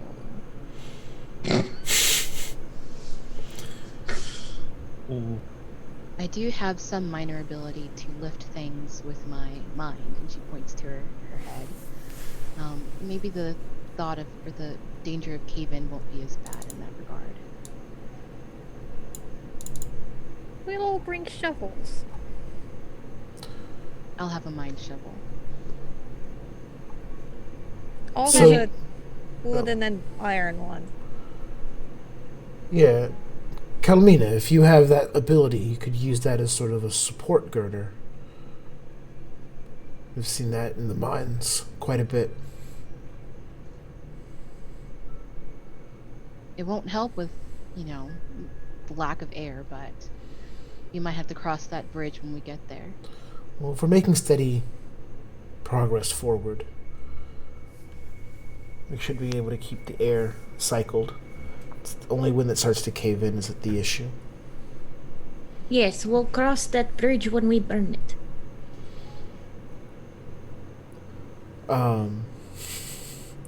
Out of character, Virik comes from the mining and factory part of this world, so like the underground and like the cave-ins is something he's been experiencing and known and a daily part of life like since his birth.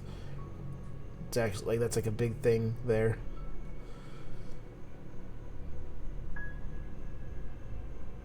Yes, you should all sleep and regain your energy. I will remain here and see what I can learn. I'm going to sleep in Van Richten's bed. He's not using it. That is From the kitchen, creepy. mouthful of sandwich. No, you're not.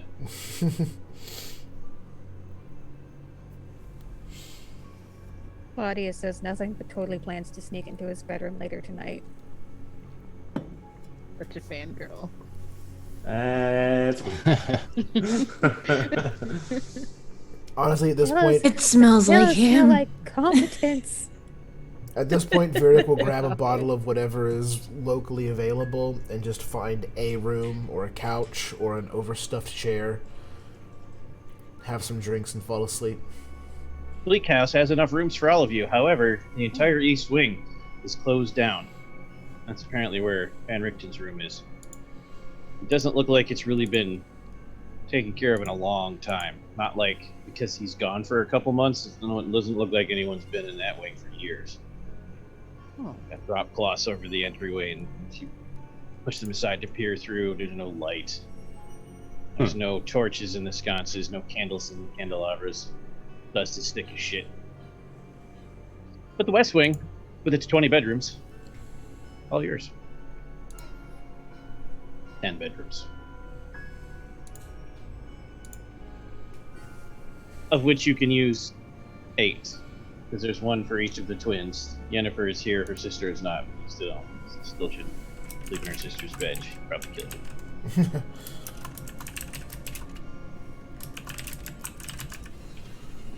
I will stay in the library and just look through tomes, tome after tome after tome. One's focusing on, equal parts wizards who went on to do great, powerful, good things, and wizards who went on to do great, powerful, evil things. That's what you plan to do. Yes. However, Erasmus also doesn't sleep and chats your ear off all night. About every topic imaginable. He doesn't get a lot of talk, apparently, from people at night. God.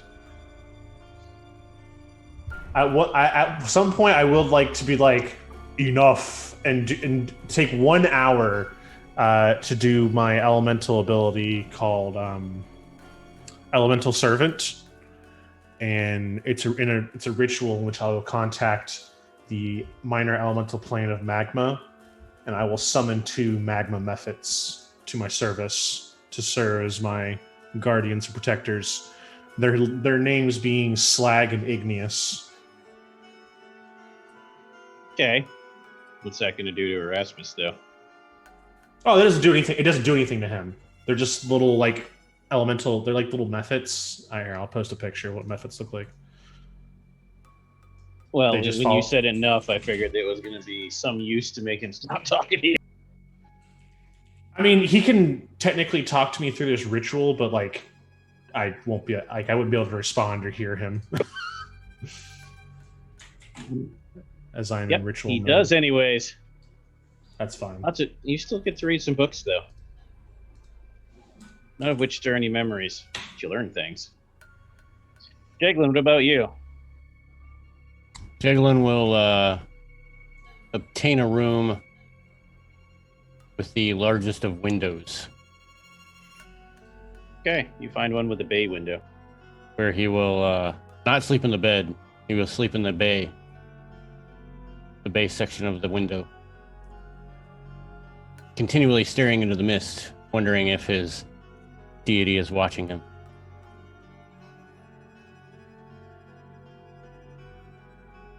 Hold that thought. Virik, what about you? I have a plan. I've read what I'm going to read in the library. I grabbed a bottle of the closest thing. I'm going to just drink till I fall asleep. You have a good night's rest. Kalmina. Thank you. Kalmina will probably find a quiet room, as much to herself as she can, where she will set to groping and scratching at the back of her head, trying to remove or feel or grab hold of the tentacle that no one else can really see. Eventually, she gets tired and she lays down to rest. Severic, you take 2 fingers, and you sleep better than you have in years. Kalmina, you scratch at it for only a minute, and then you're asleep peacefully for the whole night. Tav. I mean, if nothing's going to steal me off of it, I'd like to sleep on the roof under the starlight. Sure. First, give me a perception check. See if you can find how to get to the roof. Short of climbing up the side of the house.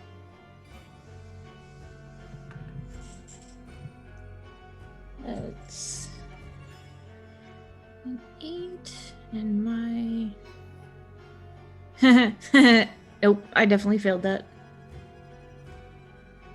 It's under 15, you did. So yes, you can try to climb the house. Athletics. Or acrobatics at disadvantage. No, I'm not gonna climb the... No. Okay. No. You could, however, get a second-story room with a balcony on the west wing. That is exactly where I would like to sleep. You have an extremely restful night's sleep as well. And Claudia. Claudia like does the bathing thing and like the nightly rituals and like, you know, it's not that she doesn't trust the house of Rudolph von Richten, it's just we are in Darkon. So, you know, like little line of salt along the lintel, along the windowsill. Okay. Couple nails, keep the other nasties away. So you're not going to try to go sleep in his bed? Oh, I mean, yes, but... You can if you want. It's your choice. Oh, I thought you said that the wing was shut down. It is, but as in they don't use it, not as in you can't just push the drop cloth out of the way. Oh, I'm totally doing that. Stealth check.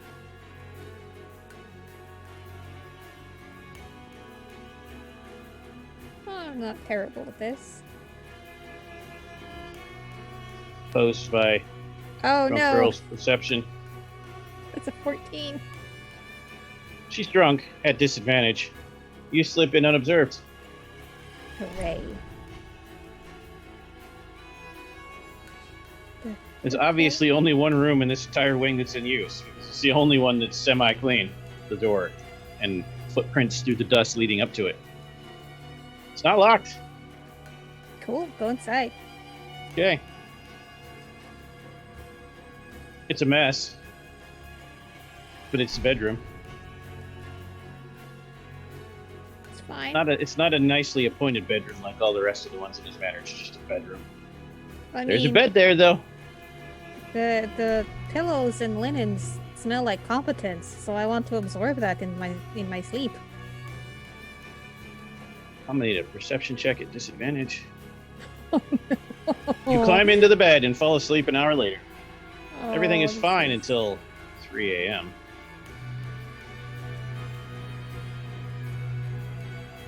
Alright, clicking over, perception. Oh, fuck me. Oh, that's a 1. Oh, it's gonna You hurt. have no idea this is coming, but at 3 a.m. you suddenly wake up out of a sound sleep. It was sound, but full of weird nightmares. And you're laying on your back and your eyes open to see a specter hovering over you of the most tropey, horror movie-ish, terrifying, evil demon lady ever in banshee form with the hair and the ribbons of cloth going everywhere. And she just whispers, "Why are you sleeping in my son's?" and screams bed. I'm gonna need you to make a Constitution saving throw. Oh no. The wail wakes up the entire house. Oh no. Breaks a few windows. No. Oh no. my gosh. Yeah, So- Yennefer This was is how we warning you. have our first PC death. No, What- I made it. I made it. What did Dead you to do, Banshee Claudia? Whale. What'd you get? 17. I mean, assuming I'm not at disadvantage. You were not, but Okay. the DC for this is 18. You drop to 0 hit points and begin the death save game. Roll con again. Oh my god. Also, like, Banshee's Whale, everyone. Banshee's Whale. like a handful of rats that were in the room die because it's a burst. Poor rats, what they do. Yeah. Yeah. I got a 20, not natural. Okay. One You can success. pip off one success. And then she plunges her hand into your chest. Your heart goes icy cold. What do the rest of you do waking up to the screaming? Well, Rick Zukos is already awake. Yeah. I don't sleep. You're like, I wish you'd stop talking about. That's other true. Yeah, I'll look library." over. I'll just. Yeah, I'll have. I'll say I've finished this the ritual I've already done, and I'm back to like trying to read a book with him talking in my ear, and I'll just look from the book to him. Are screams in this manner at night normal? Some fool from your party has upset grandmother. This is not good. We must hurry. He rushes out. Deep sigh, gently close book, gently place it on table, turn around, and I will follow the ghost. Jaglin, Jaglin will. Oh, I'm going to need you to make a perception check. We're going Oh. back in time a hot second. back in time. Back. Back over the falls. Anyone ever Is Maelstrom right? hold on, wait. Okay, go back to it. Dang. Oh, that's just saving throws. Okay. Where the heck is my perception? Oh, there it is. 24. You're slipping in and out of sleep, daydreaming about Ezra having a very peaceful time at the bay window. Except at 2:55 a.m. when something wakes you up and you see a hideous banshee floating across the lawn, and it looks like it's just going back and forth until it stops and spins with clear rage and faces the other side of the house and rushes towards it. What do you do? The house where side of the house where no one's supposed to be. You remember what Claudia said earlier in the library. Yes, well, I remember what she said, but But do you care? oh, I do care. Jaglin does care. But he knows that no one would go against the rules of the house. So you just roll over in the chair? I'll probably like get against the window and be like, As you're watching, it floats through the wall on the east wing, and like 2 beats later, the scream tears through the night. So what do you do? that's probably when I'd be like, oh. I grab my little longsword. I just leave the shield behind. I just grab the longsword and be like, okay. Bust out the door. What about Varric? This wakes you up. If it automatically wakes me up and it's a scream, I will definitely like kind of stumble out of the chair. You know, kind of like, you know, the book that I may have had like open falls, like, you know, I got the bottle, you know, and just run, and I'll run out. But it's definitely gonna be in like Yeah. whatever disheveled. whatever the Ravenloft D&D equivalent of like an undershirt would be, you know, hair, you know, not quite slicked back perfectly. Yeah. Yes, Jaglin comes out in those old-timey medieval where it's like just the sackcloth, like a priest would wear Yeah. in private. Mm. Tab, what about you? Oh. You know that was a banshee. You're very familiar with that from your homeland. Oh, yes, I probably need to go help my friend. Maybe. Or they're dead already. The scream already happened. Oh. Okay, might have to go revive my friend. Ha! Off I go. And Tav skips out of their bedroom that they're in So, and frolics down the hall. Jeglin, Oh, Virik. fuck me. Oh, I had Kalmina. Well, I could have placed. Do you also Um, go chasing? Kalmina actually almost rolls over and goes back to sleep, kind of being used to hearing piercing screams during her sleep. But remembering that she's not back in her original domain, she kind of gets up and goes to see what's going on. Okay. So, Jeglin, Virik, Tav, and Kalmina, it will take you 5 rounds to get there. By then, it'll be over or not over for Claudia. That's why Jeglin had the chance at a boost. However, Rigzukos only needs 2. But that's 2 more saves, Claudia. Let's see him. And is this banshee hurting Claudia with? Oh yeah, it's doing Yeah. other things too. Those are automatic. Those are automatic fails if it hurts. Oh boy. Yeah, but it has to hit first. So go ahead and make your second roll, Claudia. 11. All right, 1 success, 1 fail. What's your armor class? Without dex? Armor class, let's see. Normal is 10 plus dex. Well, if you have any magic armor, it would count. But only if it's magic. Do you sleep in It your is armor? not I'm magic. about to say, is she sleeping in her armor? Yeah, it is not magic, and I'm probably am not paranoid enough to sleep in it. Okay, then yep, you failed 2 now. So, go ahead and make your third roll before Use your Rigzukos inspiration. gets there. If you need Yes, to. because my second roll was a 5, so I would like to use my inspiration for advantage. So, inspiration is cards only, remember? You got any cards that might be helpful here? Like that one that rolls a 10 for you? Yes, I would like to use that, please. So I don't remember, Patty. I don't do 5e enough. Is there a modifier to the death game? Yes, it's plus your con modifier. Okay, so then yes, you've made I 2 think- and hold failed on. 2 then. Okay. Let me double check that. I could have sworn it was just. I think it might just be, I think it's. Because it's Then not it's a. one It's to not nine. it's a. 50-50. It's not a con save. It is a death Just a save. Yeah, it's a death save. So it is. Just Yeah, it's not a, tied. Yeah, it's not tied to any ability score. So it's just Just a just the D20. die. Yep. Got any other hoke, Claudia? Oh God. Okay. Because if not, they're gonna die, and Jeglin's gonna have to cast Raise Dead.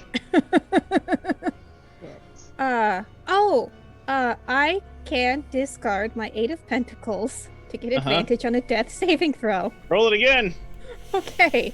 Woo! Oh my God. What? No.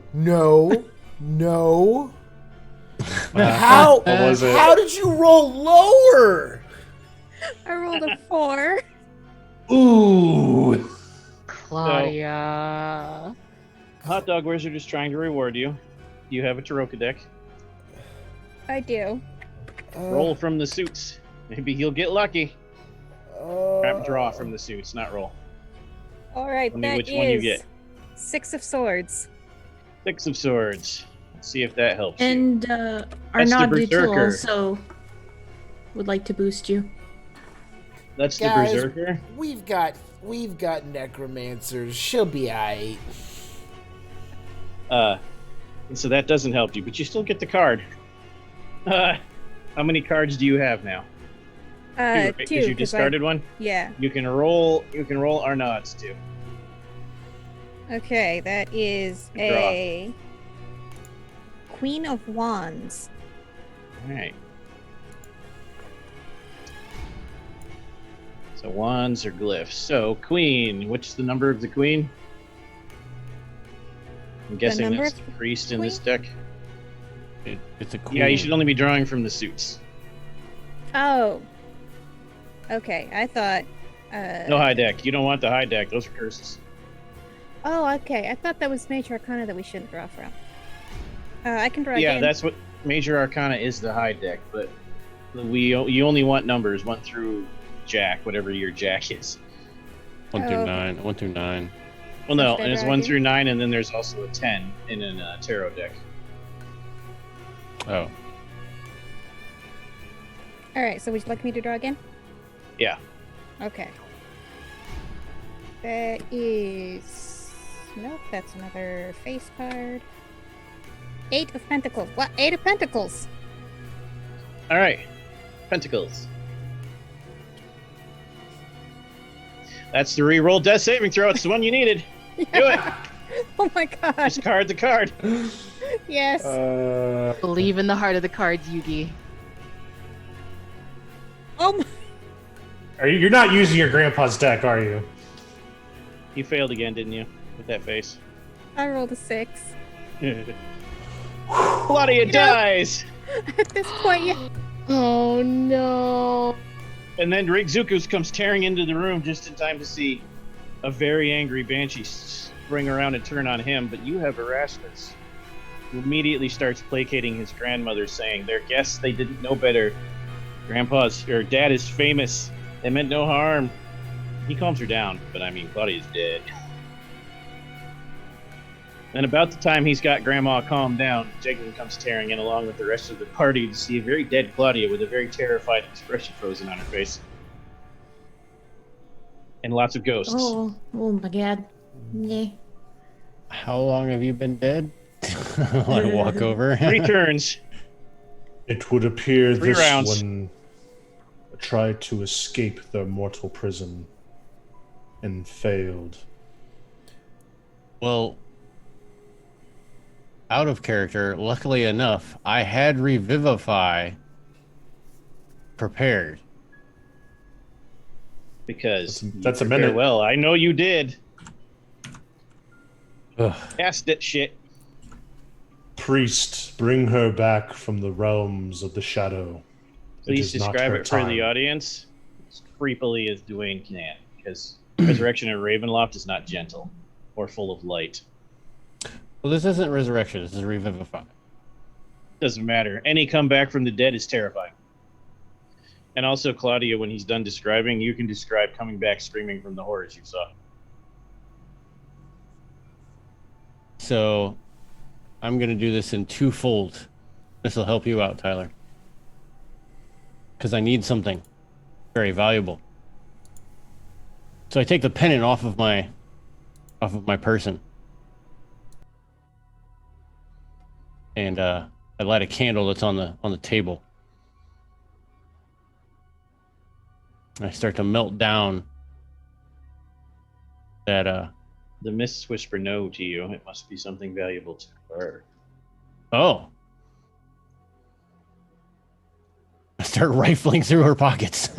What do you have that you what would do you- consider what do valuable, you Claudia? have? He would just sense it by touching it.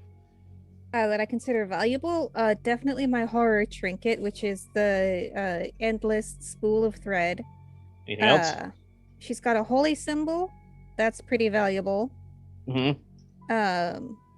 Those are probably the two things she's done. Oh, she probably has like some keepsake, maybe like a cameo locket of the person that like she loved and lost to the vampires, which Boom, isn't got it. worth a whole lot, but to her No, it's everything. That's worth money. To your soul. I was gonna say it's up to you which That's three. soul but clearly money. You've decided. That's soul money. That's soul money right there. Money. You So take the I will- pendant. I will take the pendant and just to be nice, I will take the picture out and put it in my pocket.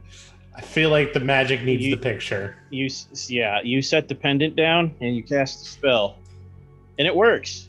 The pendant's still there, but your pocket's empty. Oh well. Describe it. Yes, so I would have had to have lit this up, melted it down with a little bit of a sacred flamage and the flame of this candle. Put it in a little flask. I will draw the symbol of the kite shield and the longsword with my finger on Claudia's head. Okay. And I will say, now drink, child. Drink of those you love.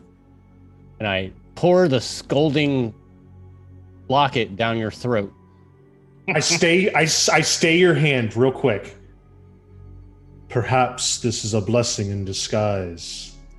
Do we not want the disguise of death upon all of us? There are ways, there are means, there are powers in this house and in this library and in this realm that would allow us to bring her back a different way. Oh, hold on, no. That's not your choice to make. What she said. Do it, Jiggly. Erasmus also was like, Yeah, so I will pour this locket fluid down Claudia's throat. okay. I will say a couple of words, hoping that Ezra will come from the mists. May the mists revivify you. I'll wave It my works. hands. How would you like to roleplay your return, Claudia? So she just screams and like arches her back and is just babbling in a mix of deep speech and infernal and abyssal and just everything she can think of about hell. She will sink her fangs into Jeglin's wrist because she doesn't understand what's happening, and probably inflict a little bit of damage if she drinks some of his blood. Okay. So, Okay, so let Rigzukos do his thing, I guess. first things first. Roll a d4 for damaging Cheglin, please, Claudia. This is how it's gonna be with this party, This huh? needs to be a conversation. You know I could have let you come back as a zombie. 3. And then you return. But this is Ravenloft. Death is frequent, and there's always a price. Your curse is 1. You lose 1 hit die permanently. You don't lose the hit points, but you can never use it on a rest period again.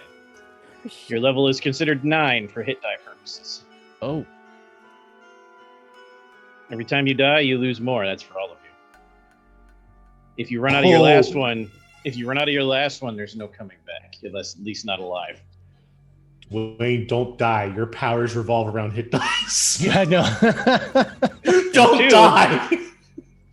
And 2, if you poured molten metal down your throat, you were forever thirsty and can never quench it because you can't absorb liquids into your throat anymore. You're not like dehydrated and dying of thirst, but your throat is always dry. Coated in metal. Extreme cottonmouth. Does that extend to blood? Yes. Okay. It still does everything it should do for you, but it just doesn't feel like it's doing anything for you. Guys, guess what? Dying is bad. Yeah, the second thing is all roll. You're healed. Mechanical penalty. Welcome back. Hey, what happened? Did I miss the party? Oh, hello, Claudia. Oh no, you were there. You got there the moment Jeglin did. You saw the whole thing. Oh shit! Remind me not to die later, okay? Thanks. I don't feel so good. What happened? You look over and see the angry mother eyeballing you, and you remember. You seem to have angered the lady of the house. Erasmus says, "This is my mother. This actually is her house. My father and I simply live here." And from the doorway in the shadows, Yennefer's voice. "Told you weren't sleeping in his bed. No one listens to me." You hear her footsteps wander away. Could have given me warning. Why? I thought you wouldn't be a dumbass. You hear a door shut.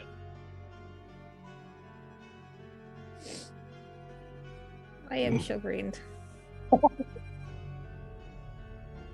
The rest of your night passes uneventfully. What happens to... All right, so However, when Revivify goes off, you have 1 hit point, Claudia. yeah, but it's a long rest, so I will say Claudia can spend her other 9 hit dice and heal up. Well, long rest, you just get all your HP back anyway. Right. Yeah. However, Claudia, I'm gonna need you to roll percentile. Wayne, high or low? Oh God. Well, low. I've been Okay. rolling pretty garbage tonight. Roll it, Claudia. Oh crap! 67.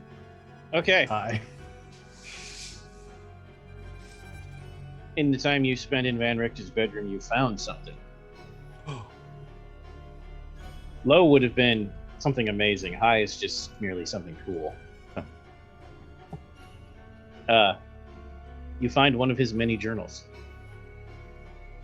Anytime you're dealing with any kind of corporeal undead that feeds on flesh, ghouls, wights, zombies, anything like that, once per turn you can use your reaction to make a roll and learn something about your foe that might help the situation. Just as a reaction. Nice. Permanently. Hold on, let me check the journal. And Mom doesn't notice you take it. The rest of the night passes uneventfully. You can wake up in the morning and next week begin your journey to the castle. Wait, what? Time. Oh boy, that sounds like a grand adventure. I can't wait to get on. There it is! There it is. Maybe make a few of these undead walk the plank. Oh my. There you go, must- Zaftig. We must apologize, dear guests, but there's a storm blowing in of angry banshees, apparently, and the mists encroach upon us. Did not see the must- banshees coming. We must allow Did these- I? We must allow these brave, forlorn souls a chance at respite. Let them return to the manor, because that's safe. The guest rooms are prepared, and you will be well looked after as you rest. We will rise from our resting places next week when we are once again ensnared by this tale. We thank you for adventuring forth with us into the domains of dread, especially if you're new here from the raid, and hope you will survive the night and join us again next time. If you would be so kind and have not already, thanks to those who did, please click follow here on Twitch as well as subscribing on YouTube. You would have our gratitude.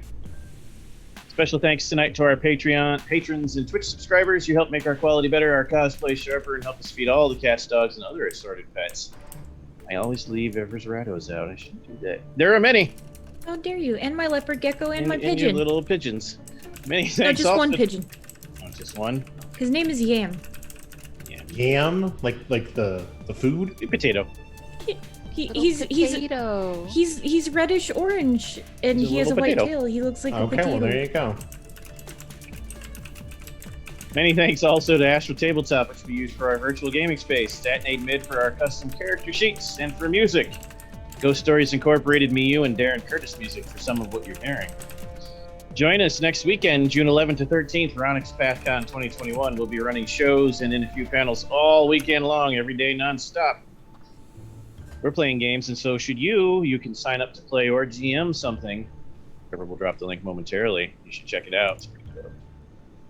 Haunted Heroes, please favor our guests with your name and in what domains they may find you between now and next week. You know, I keep hearing that. It seems like you're going to say one thing, then you say something else. Yeah, it's I'm weird. so confused. Hello, everybody. I am Dwayne at Made of Kimchi on the interwebs. Tonight I was playing Jeglin of Nas. Yeah, music liked my name. Yeah, that was epic. Next time you guys will see me will be tomorrow, running the last session of the new Kickstarter for Necrobiotic. Make sure you guys check it out on Kickstarter. Hey everybody, I'm Ever, and I have been tabbed this evening. Jury's still out on whether or not they're sane or good or, you know, all the possibilities. But anyway, you can find me playing on Vorpal Tales again.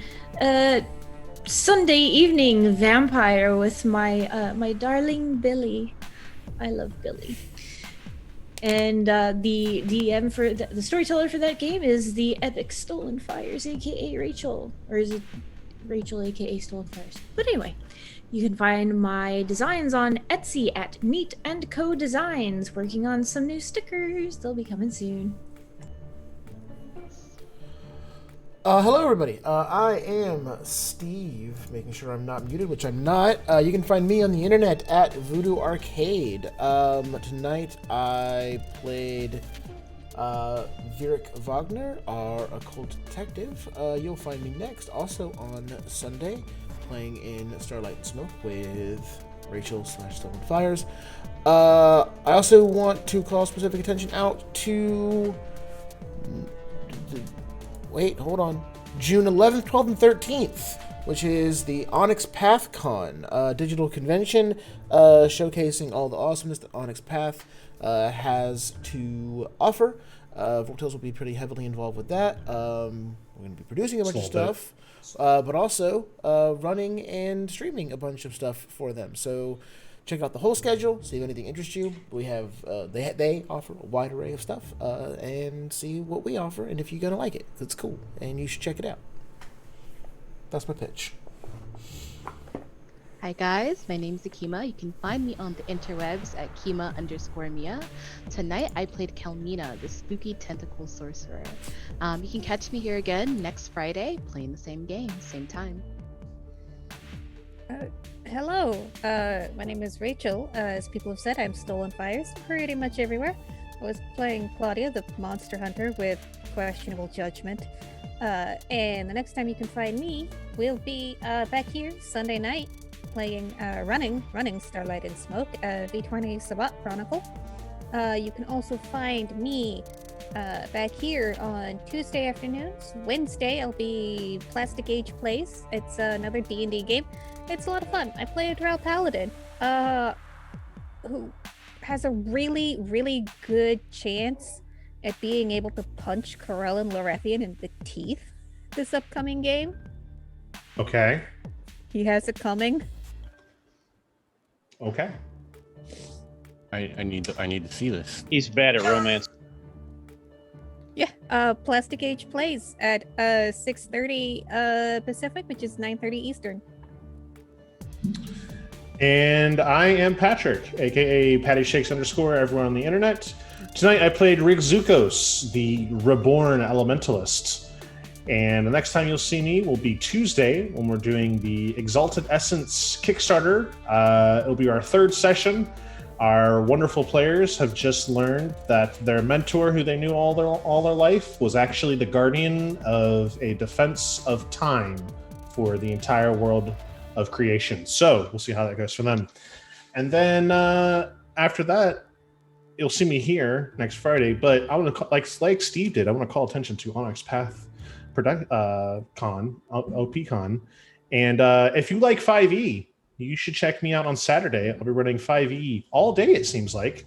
I'll do a Dead Man's Rust game and a Frost Sons and Fenrilic game. So check that out. Yes. And if you do enjoy Patty's 5e, Ravenloft will last for about 5 more sessions, and there's going to be an awesome charity event, and then Patty will be back to control your 5e fate, clear to whenever he switches to Deadlands, including some epic creepiness in Halloween. So, now for the Ride or Die viewers, it's vote time. Viewers, you can vote for any one player each session. Your votes can be used to add the player's proficiency bonus to any roll after they see the roll, but before I declare the result. Players, your votes are worth 1 automatic success at death saves, or 1 free hit die to use during rest periods without expending the hit die.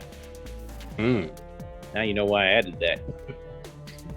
Or 1 free recharge spell slot during rest periods. Your choice, but only 1 thing per vote.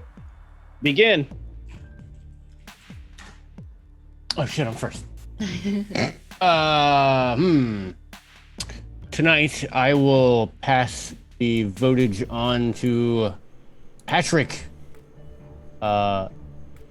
Because I always have to have someone that my character would probably not like, and it's yours. Fair. Fair. I am so torn, but I am going to give it to Dwayne for me picking on you for Rachel's recap.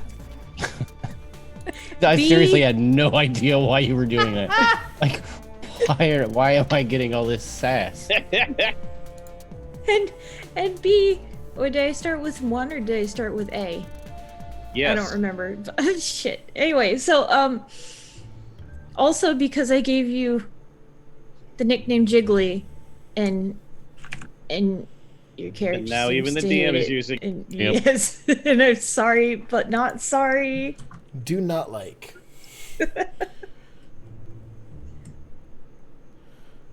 That makes me. You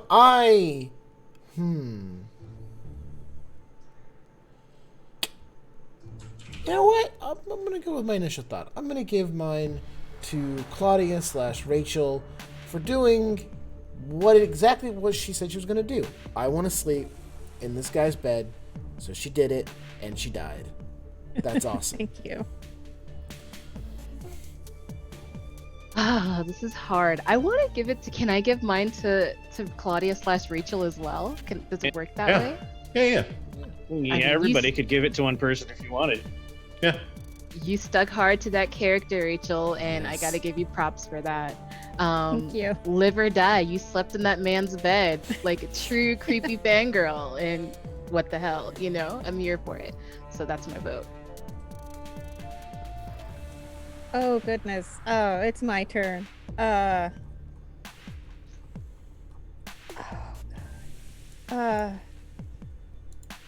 was so good. I'm gonna have to give it to Dwayne. Thank you for bringing me back. That's what I'm here for. Now let's just hope I don't die. That would be problematic. You'll notice the that lack would- of revivification magic items I gave you. Carry on, Pat. Yes. That leaves me, and I'm going to pick Kalmina for both just almost staying in bed, being like, nah, screams are normal from where I'm from. This is no big deal. Also, I am very excited to see the slow descent into madness that is I need to get this tentacle out of my head. That's so cool. I'm looking forward to this as well. Yeah. I have big plans for that. I Excellent Oh, choices. you do? I do. Ooh, Excellent ooh. choices, all. Because- But for now, we must bid you farewell, cherished guests. But only for a short while, as soon you and we will rise again. Till then, sleep soundly.